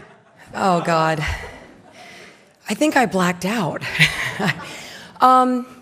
Yes, I was very shocked. I still feel like I'm spinning a little bit. So, yes, it was... It's a huge honor, and I'm very, yes, I'm very surprised. Next question, 147. Hi, Kara Warner, Vanity Fair. I just would like to, little levity, check on the dress. Yes, they sewed me back in. Oh my God. Right when I came back, they sewed me back in, which was wonderful. I genuinely do think I busted it during I'm Just Ken. I was so amazed by Ryan and what he was doing, and that number just blew my mind, and I was right there, and I just was going for it, and, you know, things happen. Final question's going to be virtual. If you can look into the camera, it's from Grupo Opsa Diario. Look into this camera. Emma, you listen to me? Hi, yes. Hello? Okay. Hello, I'm Daniela Michelle from Honduras. Congratulations. You look beautiful, Emma, tonight. Thank you. I want to know what you learned to playing Bella Baxter in this movie. What I learned from playing Bella Baxter? Yeah. She is a character that is so important to me. I think the chance to play a person starting from scratch, but in a total metaphorical, can't really happen in real life way, who's gaining language and skills at a rapid pace every day, and getting to sort of chart that course and realize that she was just full of joy and curiosity and a true love of not just the good, but the challenging in life, and was fascinated by all of it. That was an amazing lesson to take with me and to try to get to live in the shoes of every day. And so I really miss playing her ever since we wrapped filming, which was a long time ago. It was like 2.5 years ago. I miss Bella, and I'm really grateful that we got to celebrate the film tonight and over these past few months. And yeah, I love her. Congratulations. Thank you so very much. Thank you. Thank you guys so much.